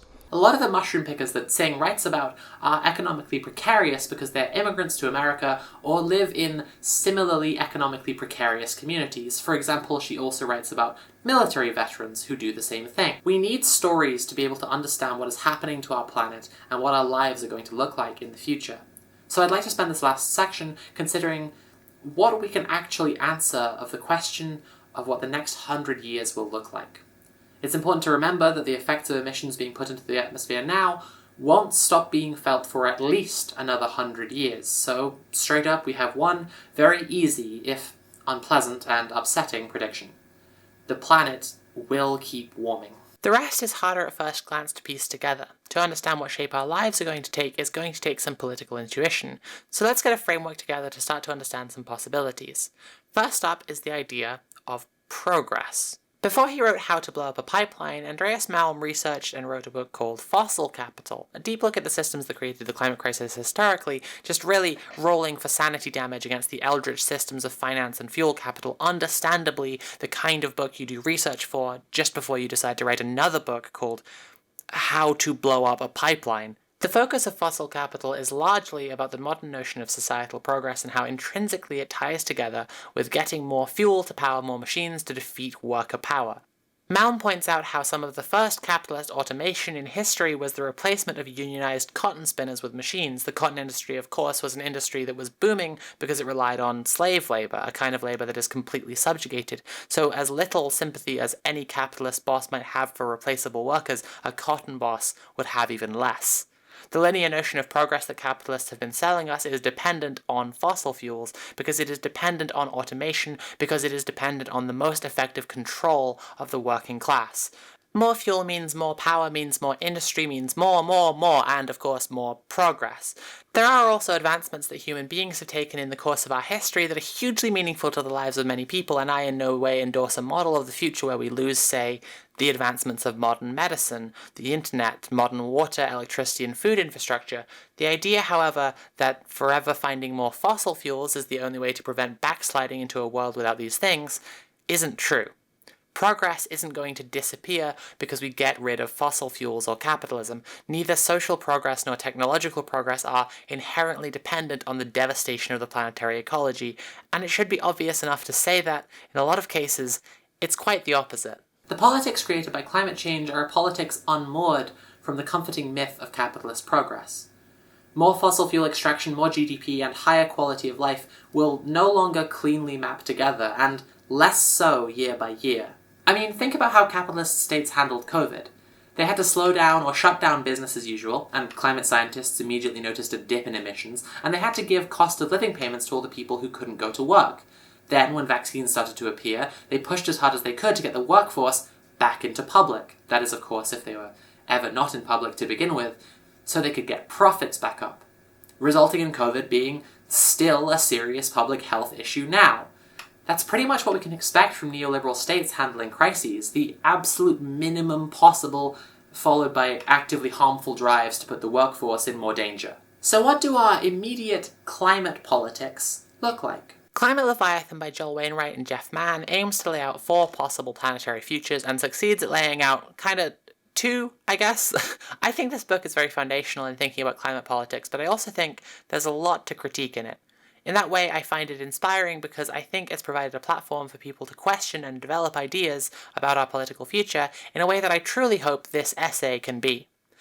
The book takes its name from Hobbes's Leviathan because its basic premise is that climate change is essentially a struggle of sovereignty. The first future discussed in the book is the titular Climate Leviathan, a political project to create sustainable, even carbon-neutral or negative capitalism. 2 crucial requirements for this are unipolar capitalist imperialism of the kind we mostly have now, and cooperation between capitalist nations into bodies that have planetary sovereignty and are capable of controlling the constituent countries' right to emit. This future shouldn't be mistaken for a one-world government conspiracy theory, although because conspiracy theories reflect intergroup social conflicts, you could make a strong argument that the real moves towards this future have something to do with those conspiracy theories existing. Anyway, when I say real moves towards this, see my entire discussion of imperialism above. The feeble moves that the American empire has made to stop climate change have all been through these kinds of bodies, and they have been utterly feeble because, as I have hopefully explained by now, capitalism cannot stop climate change. The right to emit is a central question of the book, and of this future in particular, since the nature of this global sustainable capitalism that constitutes Climate Leviathan is imperialist, and the capitalists in the imperial core are going to want to keep the frontiers of potential profit as far from the effects of climate change as possible. This is a basic economic function of how a Climate Leviathan is fundamentally impossible. The damage of climate change is focused onto the imperial periphery, harming not only potential product, but also damaging supply chains and the human capital, labor, on which imperialism depends most vitally. But though the people in the periphery are immediately supplied with the worst damage, the people up the chain of extraction are going to be accountable for all the failure beneath them. Around the world, droughts and floods and storms kill crops and delay construction and evict millions of people from their homes, and on Wall Street, a financial cataclysm unlike anything ever seen before turns the stock market inside out. To put it another way, the climate crisis will put the crisis of capitalism on meth. The important thing to grasp about Climate Leviathan, as well as the other futures discussed in the book, though, is that it doesn't have to be viable to be politically poignant, because the people who do believe in that future will have politics informed by it. So for all the political futures informed by climate change that we can consider, there are essentially 3 questions. Can it save the world? Can it actually be built? And do people believe in it? And of course for Climate Leviathan the answers are no, probably not, and unfortunately, yes. The next future is distinct from the first primarily because of the size of the political project. Because of its sovereignty, Climate Behemoth, named after the smaller, enormous monster from Hebrew legend, is not really about stopping climate change, but it is still about the right to emit. Climate Behemoth is a capitalist political system in which the right to emit is reserved for citizens, subjects of the sovereignty. Being necessarily a smaller project, a breakaway faction or nation-state from the global Leviathan, Behemoth is necessarily undemocratic and a step towards the divine right of kings. The right to emit is defended by whatever sovereign the subjects live under, and that sovereign gets the rights of sovereignty as Hobbes described them, like deciding all the laws and how justice works, censoring anyone who disagrees with it, and declaring wars and so on. So it's pretty easy to understand, I think, that any climate behemoth has a tendency towards being a reactionary nightmare, where different minorities are scapegoated to distract from the general injustices and abuses of the ruling class. In other words, living in climate behemoth gives you British brain. Next, Wainwright and Mann take a step I will have to spend a moment critiquing. In looking at planetary futures, they start with Climate Leviathan and then imagine a similar scale of project, but socialist. Why? Because socialism can actually stop further damage to the environment and even deploy technologies to heal it, and capitalism can't. Here's the formulation. As a method of organizing ecology, a capitalist economy requires infinite growth and therefore ever-increasing emissions. This means ecological collapse and necessarily also economic collapse. Next, in their logical steps towards most plausible outcomes, Wainwright and Mann argue that since the most workers in the world who will be the most impacted by climate change live in India and China, and since China has a recent revolutionary communist history, if a new world order of socialism were to emerge, it may well be from China. Therefore, they name this third alternative Climate Mao. This name is unhelpful both to their analysis and the communication of it, in my opinion, since it comes off as distractingly xenophobic, but also since it muddies how the authors would feel about, say, an American global hegemonic socialism. But we're not going to start calling it climate morpin, so never mind. The crucial characteristics in this alternative, as laid out in the book, are the non-capitalist nature of the international governing bodies and the presence of socialism. The international governing schema in Wainwright and Mann's model here would have control over the right to emit for the same reason, albeit more plausible this time, as Leviathan. It would be the perceived bulwark against further climate change.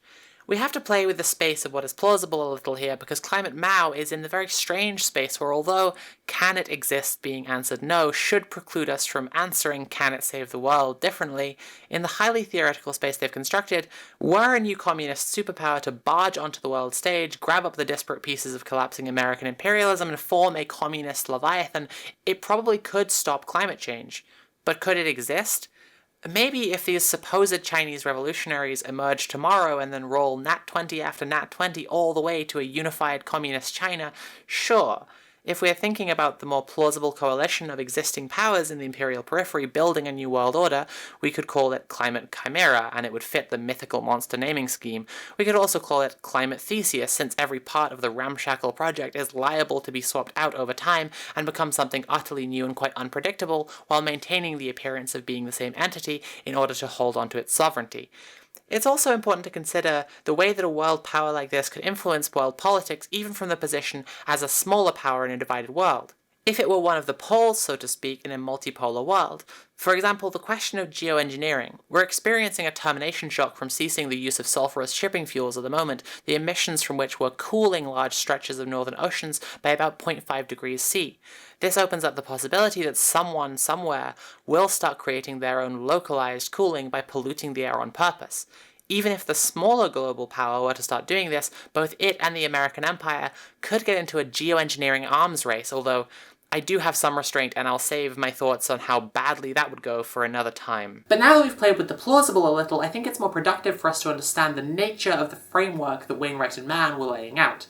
Climate Mao is an extreme for the purposes of ideological discussion, as are Leviathan and Behemoth. Everything that is wrong with laying out a simplistic political compass is wrong here too, but I think it's important for us to understand it not as a possible or particularly plausible reality, rather as an ideological negative space to arrive at their final point of discussion. Except their final point of discussion never comes. Wainwright and Mann have spent all this time laying out their visions for a global capitalist sovereignty, a global communist sovereignty, a non-planetary capitalist sovereignty, and then in the last square they leave it to the reader to imagine how the world might look without a global sovereignty or capitalism. Wainwright and Mann's so-called Climate X is left deliberately vague, and in my opinion, this is a bit silly. I understand them not wanting to put themselves in the position where they stand up on their soapbox and say, this is how the world should be, and risk critique, or losing the interest and support of their reader. And I understand that in what they see as a very academic framework, making prescriptive statements feels ill-fitting, but why not even just describe the political future as imagined by the most radical eco-anarchists? You don't have to believe in any of these futures per se, but the 2x2 grid of political sovereignty and political economy that they form is a map for the future of our politics, and as fantasy fiction enjoyers can tell you, a map can actually make a really good start for telling a story. The framework that Wainwright and Mann laid out has provided a basis for a lot of climate politics. For example, some people calling for what they name Climate Lenin, a reappearance of Leninist revolutionary strategy in the specific context of climate collapse. In that way, both their Climate Mao and what they haven't said about Climate X represent corners of a theoretical framework that it's useful to examine even without a practicable reality, because it shows us the dimensions of climate-driven political thought. What I think is most missing from all their possibilities, however, is precarity. The material reality for more and more people is going to be that the hegemonic political framework simply isn't taking care of them. And therefore, the reality of our next 100 years hinges far more on precarity than anything else.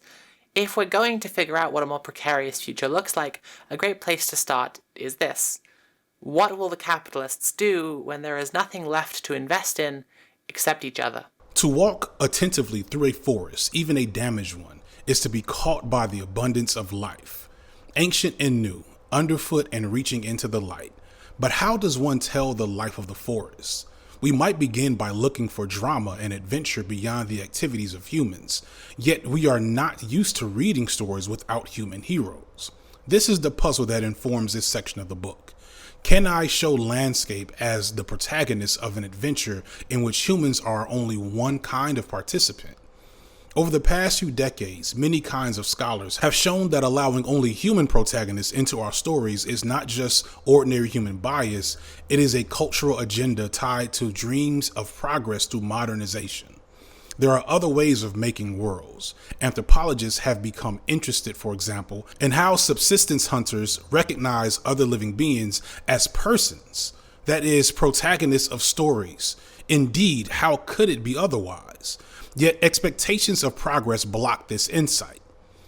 Talking animals are for children and primitives, their voices silent. We imagine well-being without them. We trample over them for our advancement. We forget that collaborative survival requires cross-species coordination.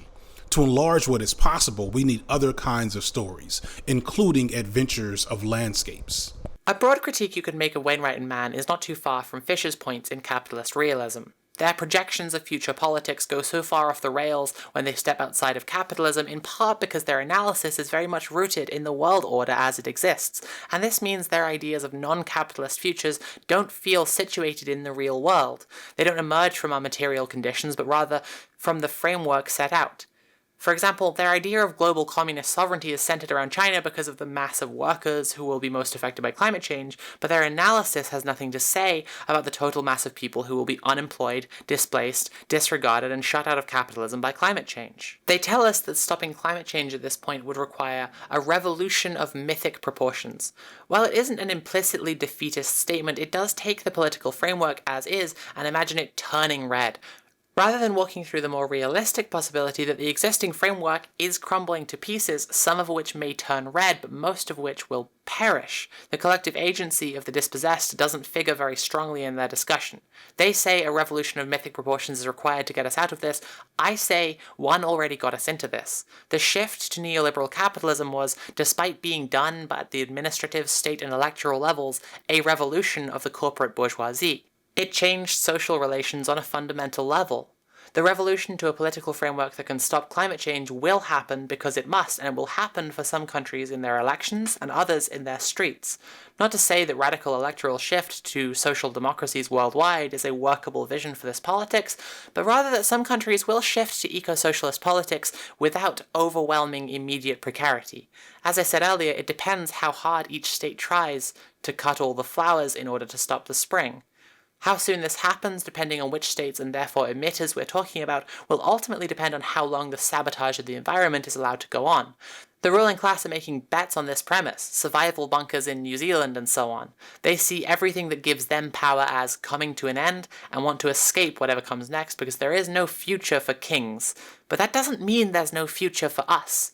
Climate Leviathan, the political tendency, not the book, already isn't a workable, realistic project, but the apparency of how unworkable it is going to drive people to doubt it faster and faster.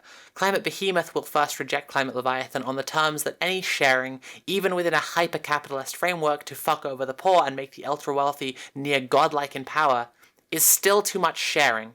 Trump's administration and post-Brexit Britain are perfect examples.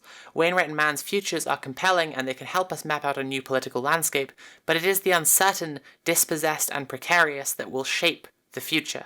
Ever since the Enlightenment, Western philosophers have shown us a nature that is grand and universal, but also passive and mechanical. Nature was a backdrop and resource for the moral intentionality of man, which could tame and master nature. It was left to fabulists, including non-Western, non-civilizational storytellers, to remind us of the lively activities of all beings, human and not human. Several things have happened to undermine this division of labor. First, all that taming and mastering has made such a mess that it is unclear whether life on Earth can continue. Second, interspecies entanglements that once seemed the stuff of fables are now materials for serious discussion among biologists and ecologists, who show how life requires the interplay of many kinds of beings. Humans cannot survive by stumping on all the others. Third, women and men from around the world have clamored to be included in the status once given to man. Our riotous presence undermines the moral intentionality of man's Christian masculinity, which separated man from nature. In telling the story of our planetary future, it might help to get a clearer focus on the threat, the monster, the antagonist driving the plot. In We Are Nature Defending Itself, J. Jordan and Issa Frémaux point out that some biologists have been calling human beings the future eaters. But of course, it is not all human beings who are engaging in the process of eating up our planetary future. They are pointing out, as I hope I have pointed out in the essay so far, that the struggle for a planetary future is a class struggle. It's important, though, to balance our antagonism for the ruling class with a systemic awareness, because without everyone's complicity in capitalism, the ruling class wouldn't have been able to do all the damage they have done and continue to do to the ecology. When we say that capitalism and climate change are inseparable, that to stop climate change you have to stop capitalism, that they are both facets of the same thing, I think it's important to acknowledge the other elements or facets that had to be present in order for this thing to exist. White supremacy, patriarchy, queerphobia, the lens in common between capitalism and the divine right of kings that treats abled bodies as valuable units of labor and disabled ones as a burden. This many-faceted thing is the future eater, a Frankenstein's monster of our collective social imagination. Giving what I hope is the appropriate level of respect to both Leviathan and the sovereignty of capital, I think of this thing as the worm. The worm cannot live one day without us, and by our manufactured consent it is eating our planetary future. The worm, however, needs to always grow. It must dominate every conceivable horizon, and because of this, it will eventually choke on its own tail. Capitalism, or if you like, the worm, is killing huge numbers of us every day, and it will kill more and more of us. Mass death due to climate change has become inevitable. As the collapse of the systems we are used to progresses and people fall into precarity, society will have an ever-growing precarious fringe, which is also what I call the haircut I gave myself during the pandemic. Sorry, Americans, that doesn't translate. Ever-growing precarious bangs, I guess? Sometimes common entanglements emerge not from human plans, but despite them. So what kind of world will the precarious be living in? To talk about how people take care of each other, we need to talk about reproductive labor. Reproductive labor is all the work that goes into reproducing the society in which that labor takes place. Primarily, this means reproducing the workforce, so having and raising kids, but specifically raising those kids to perform productive or reproductive labor in society. It's worth noting that the majority of reproductive labor, unlike practically all productive labor, is unpaid. It's also worth noting that the majority of reproductive labor is performed by women. So when I say raising those children to perform productive or reproductive labor in society, we're aware that in many cases, which way that goes depends on gender. Lots of people aware of the struggle for women's liberation in the modern era still conceive of the patriarchal enslavement of women for reproductive labor as a natural state.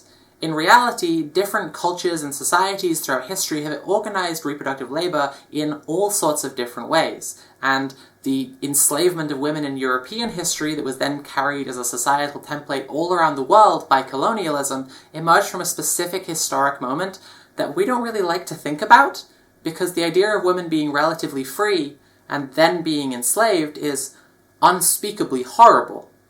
It took centuries of genocidal all-out war on women to enact the enclosures in Europe and to force women into the submission and dependence from which we are still trying to free ourselves. If we're shit-talking human beings, I won't call us the future eaters, but I will say we're the only species who've invented a socio-political panopticon to enslave half of our own population.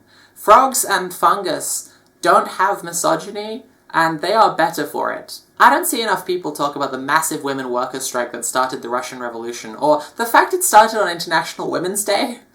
This isn't the place, but I think sooner or later we're going to have a conversation about how successful revolutions need reproductive labor, and in the case of socialist revolutions that means having half your comrades be women.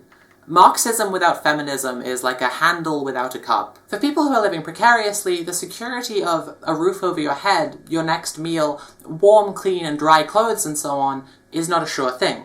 This is why they form what I'm calling communities of care, where the reproductive labor is in a highly fungible arrangement to afford stability and mitigate harm.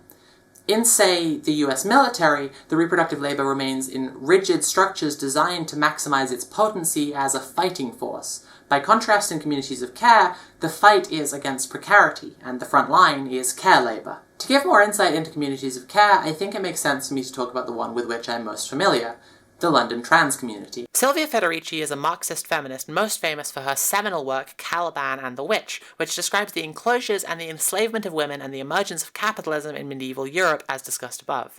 In Wages Against Housework, describing the traditional household as a workplace where the man is the boss and the woman the employee, Federici says, "Homosexuality and heterosexuality are both working conditions, but homosexuality is workers' control of production, not the end of work." In a typical heterosexual household, who does the dishes would be an assumption. In a homosexual one, it would require a conversation, but as Federici is pointing out, the dishes would still need doing. In my household, all the workers are on strike until negotiations have been resolved. I bring this up because the households and social relations in the community I'm talking about are neither typical nor typically heterosexual. This community helps people find housing and employment and other things that can be especially precarious for people like us. It helps people navigate Britain's utterly impossible healthcare system, get through trauma and big life changes, and build relationships of found family. It also creates events and spaces where people can go to and be themselves, and crucially, none of the reason that anyone does any of it has anything to do with profit or capital. My friend doesn't practice all week for the gig at the warehouse flats because it's a big gig, an opportunity to get eyes on her work, to get scouted by an industry executive. It's none of those things. She does it because she cares about her art, about her music, and about sharing it with people she cares about. She does it because she loves her community, and that has nothing to do with making money. Sometimes we sing songs just for each other. I wouldn't want to paint a picture that pretends that reproductive labor is never contentious. One woman I know has spent weeks working on a shared space that's also a community hub, that's also where some of her friends and partners live. Partly, she wants to spend her time, a lot of which she spends there, in a nicer space, but moreover, she wants the people she cares about to live in a nicer space. Rigidly designated roles in this kind of community would imply a kind of formalized structure that doesn't exist in this kind of community because of the way that it organically responds to precarity. But obviously, people can still slide into de facto roles, and for her, being the de facto cleaner of this space wasn't what she signed up for. She wants to do the work to improve the space, as long as it isn't her job to do it.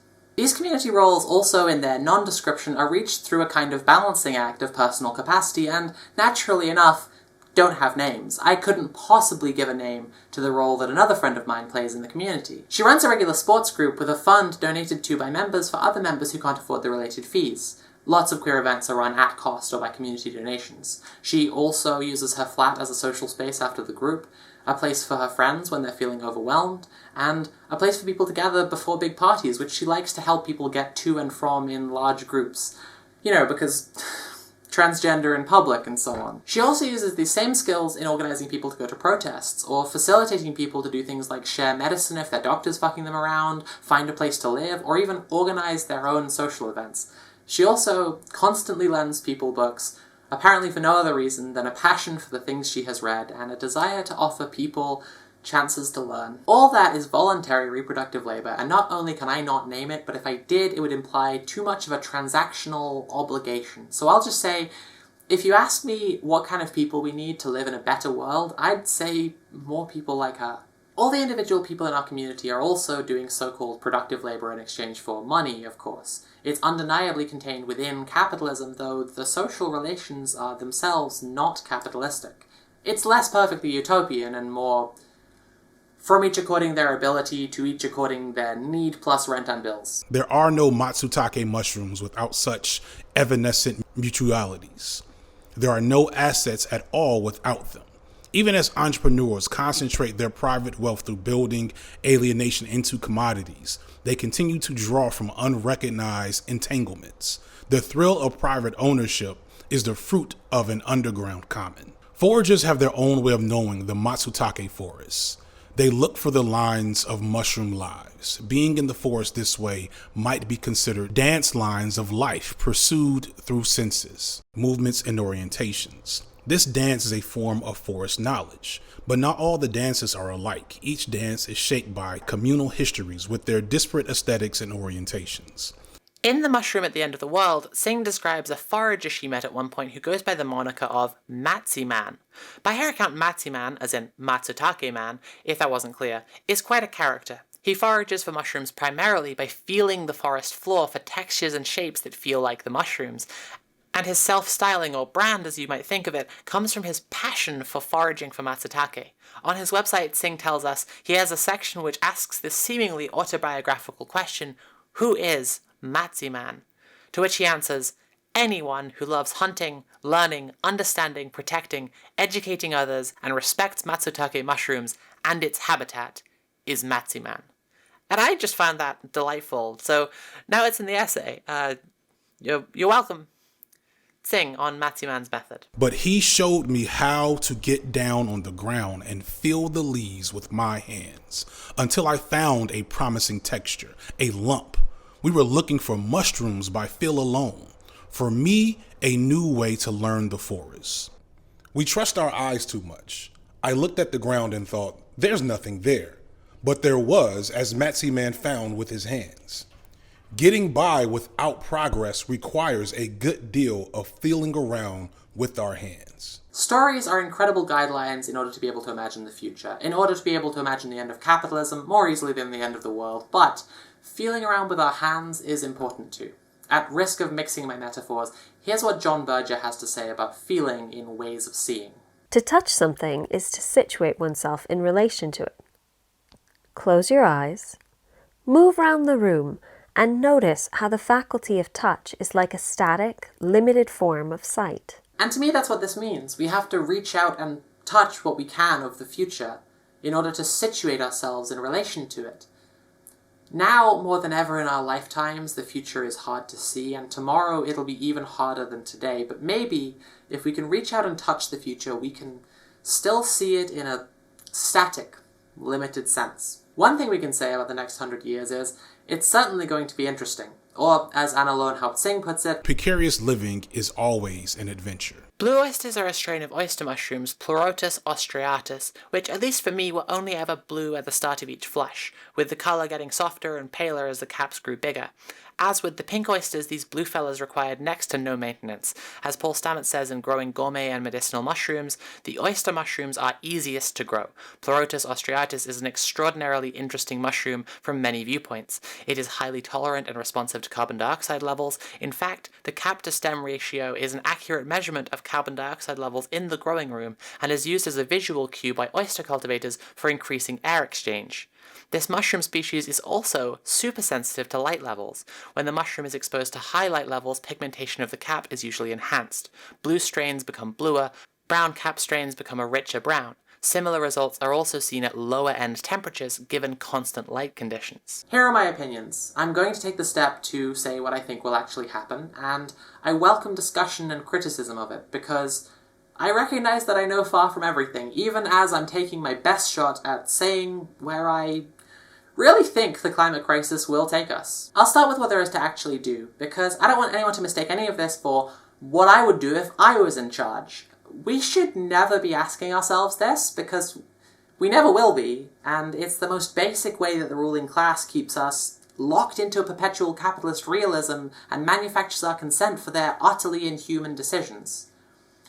The only way we could even vote to stop climate change would be if there was enough organized worker power that there were a possibility of a party getting in whose platform were to stop capitalism.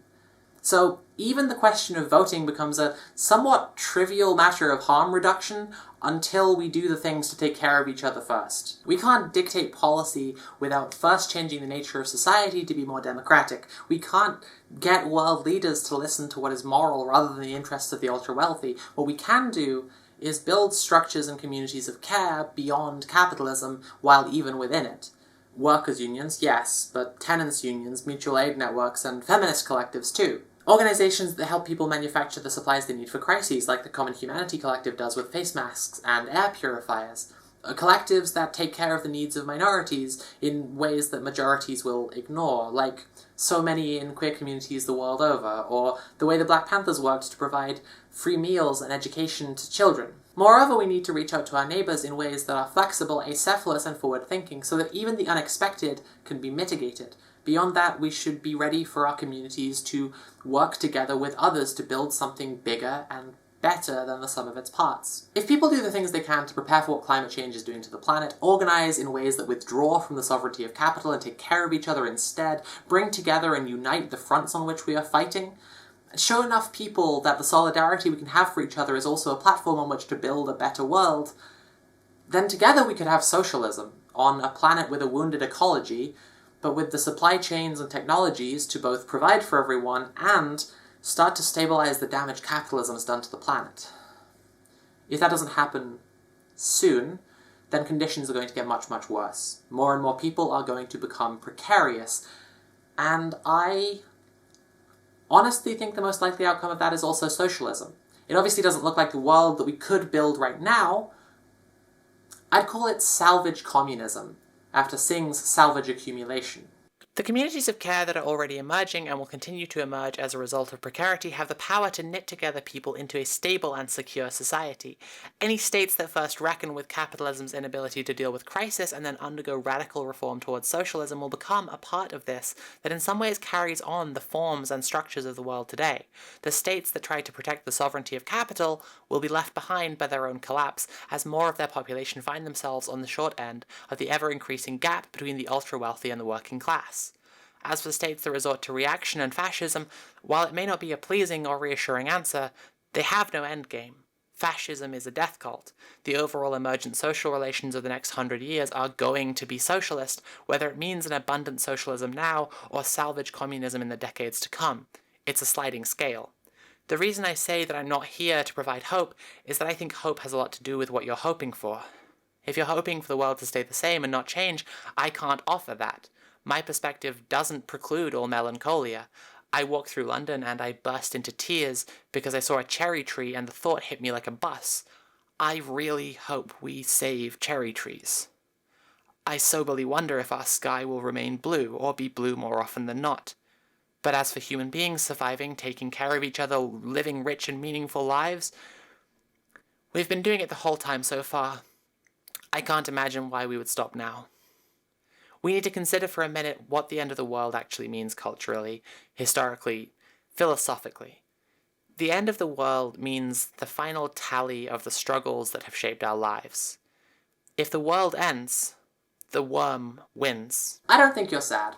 I think you're angry. I think this kind of depressive pessimism comes out of being mad as fuck and feeling like there isn't anything you can do about it. I'm angry too, and I know that my anger sometimes comes from looking at how much we would have to do to make a difference, and then it extends out to other people who are looking at the task ahead with tired eyes. I've gotten angry looking at Doomers talk because I think, if they'd just stop believing the world would end, then they could actually stop the world from ending. It's all their fault! But it's not their fault. And it's not them who deserve my anger. It's the parliaments of the world who act as a special organ of the greater parasite, the worm, shutting down all radical thought as a self-preservation mechanism.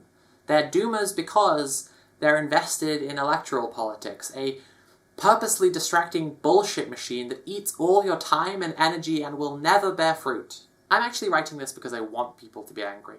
I want people to be as angry as I am when I hear people defeatedly declare, "We're all going to die."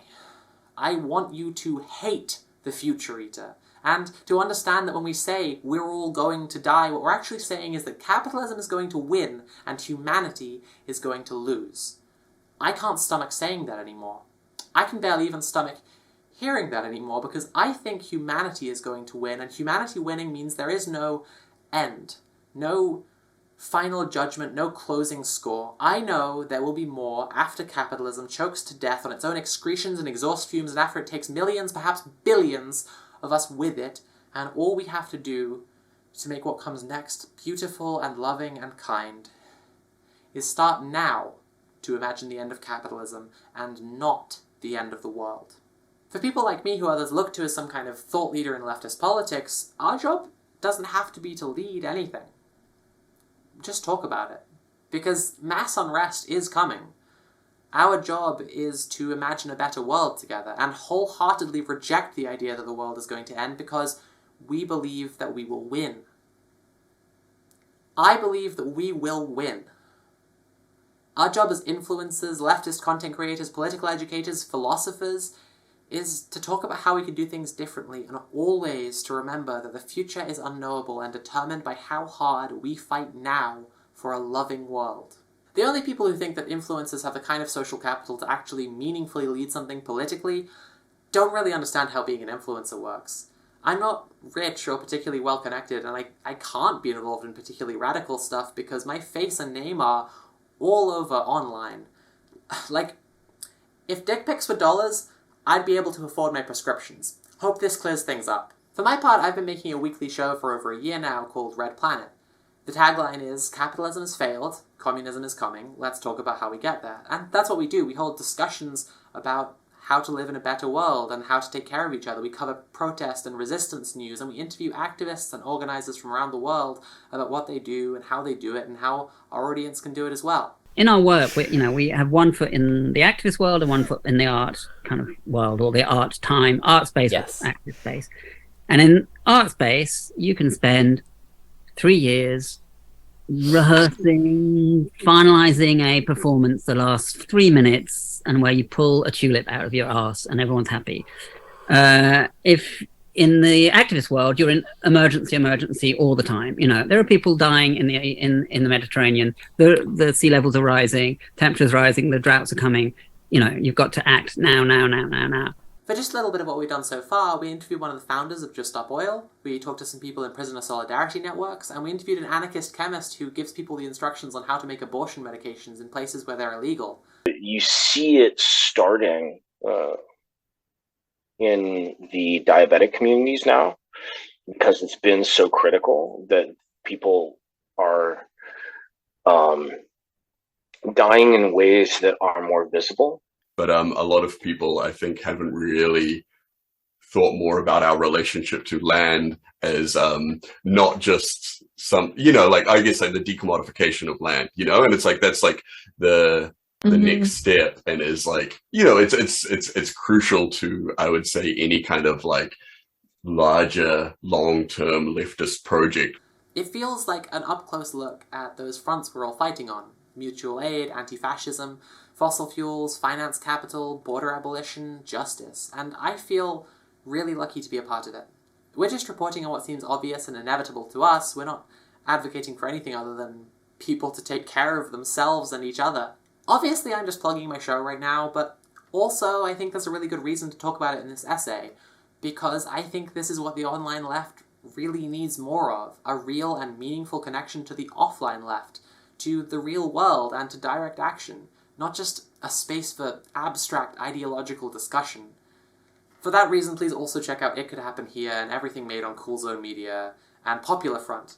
They seem to be the other main people doing this. The vast majority of work to be done is in taking care of each other.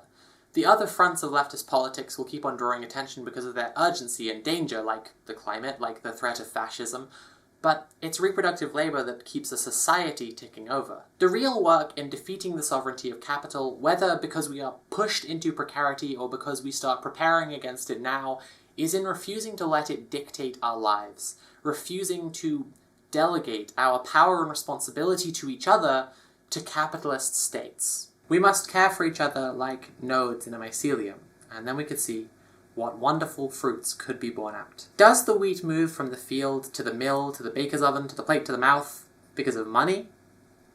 No. The infrastructure we have right now is enough to feed all of us already. Is a crying baby comforted, swaddled, and fed because it pays its family? Okay, does a parent see nothing in their child's eyes except a future return on investment the way a banker looks at a stock? No. Money is a system of instructional tokens we don't actually need in order to act like human beings normally act towards each other. A metaphysician might tell us nothing is as desirous as desire itself, nothing as beautiful as the Platonic ideal of beauty.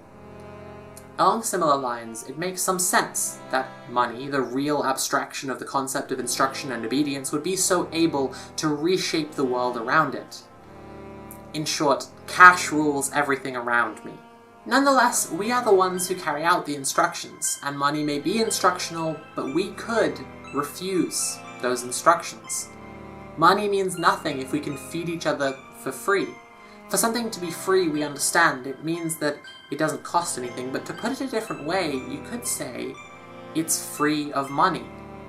And when you think about it like that, doesn't it sound nice to be free of money? Well, if we had everything we needed for free, we ourselves could be free too. The reality of our world is that one class in society has all the money, and so all the ability to instruct. And by giving the subjugated class just enough to get by, but never enough to do more than instruct others to give them their essentials for survival, they are telling us to perform society the way they like it. And we do it because they tell us to, and because they give us a little token that says we must, but we could just as easily not. Ours is the class that makes everything happen. When the choice is between obedience and extinction, and survival and freedom, I'm willing to bet that humanity will choose to free itself. Are you?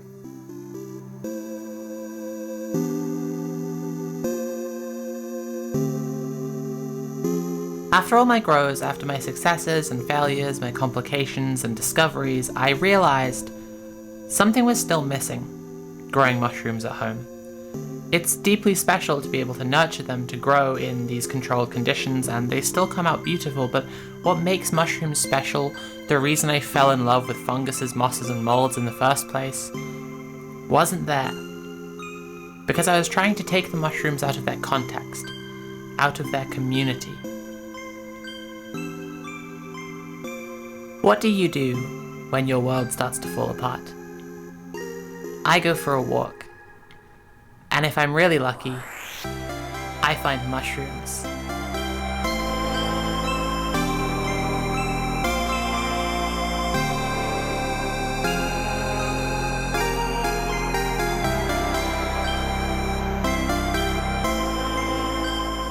When you go foraging, always go with friends. Make sure to be with someone who's been before so they can show you how, and then when you've been enough times, you can show other people. Each one teach one.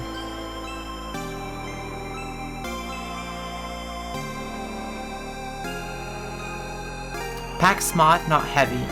Bring just the right things you need to get the job done. And remember, there are things out there that look like what you want but aren't. And they can get you sick, so it's really important to know the difference.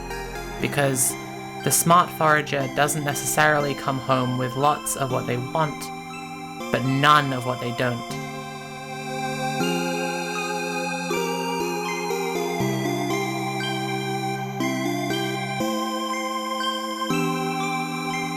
The world is not ending, it's changing. And a better world is not only possible, it is already out there, waiting for us to find in each other.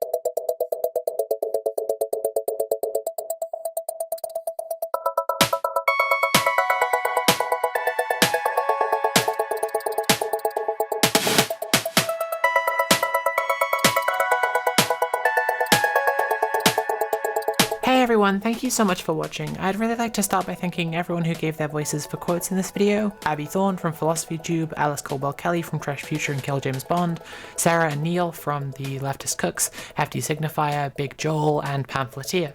I'd also like to thank Patty Taxon and Togar for letting me use their music. The links to all of these people will be down in the description. I would immensely like to thank Nat, my partner in life, love, and political writing, who helps me write everything that I write, and who isn't often seen on this channel, though is working on some stuff of her own.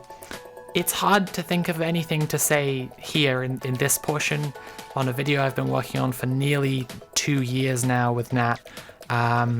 It's been immense. To my eye, the video is still very messy, and I'm sure in a long enough timeline I would pick over it infinitely and then simply never release it. But I'm very proud of it, and I really hope that people like it, and that you will also go and support my work, because this has been a lot of work. You can go to patreon.com/sophiefrommars and support me there. You can see the names of all my patrons scrolling by right now. I will carry on working on really big projects like this with smaller, more frequent videos in between, and the inevitable thing with projects this large is that life ends up getting in the way, and a lot of shit has happened to me in the last couple of years that has delayed this video, so getting it out feels like a very confusing and complicated relief. Anyway, lastly, I guess I'd like to thank Karl Marx and Friedrich Engels for inventing being gay and transgender, and you, the viewer, for watching all the way to the end.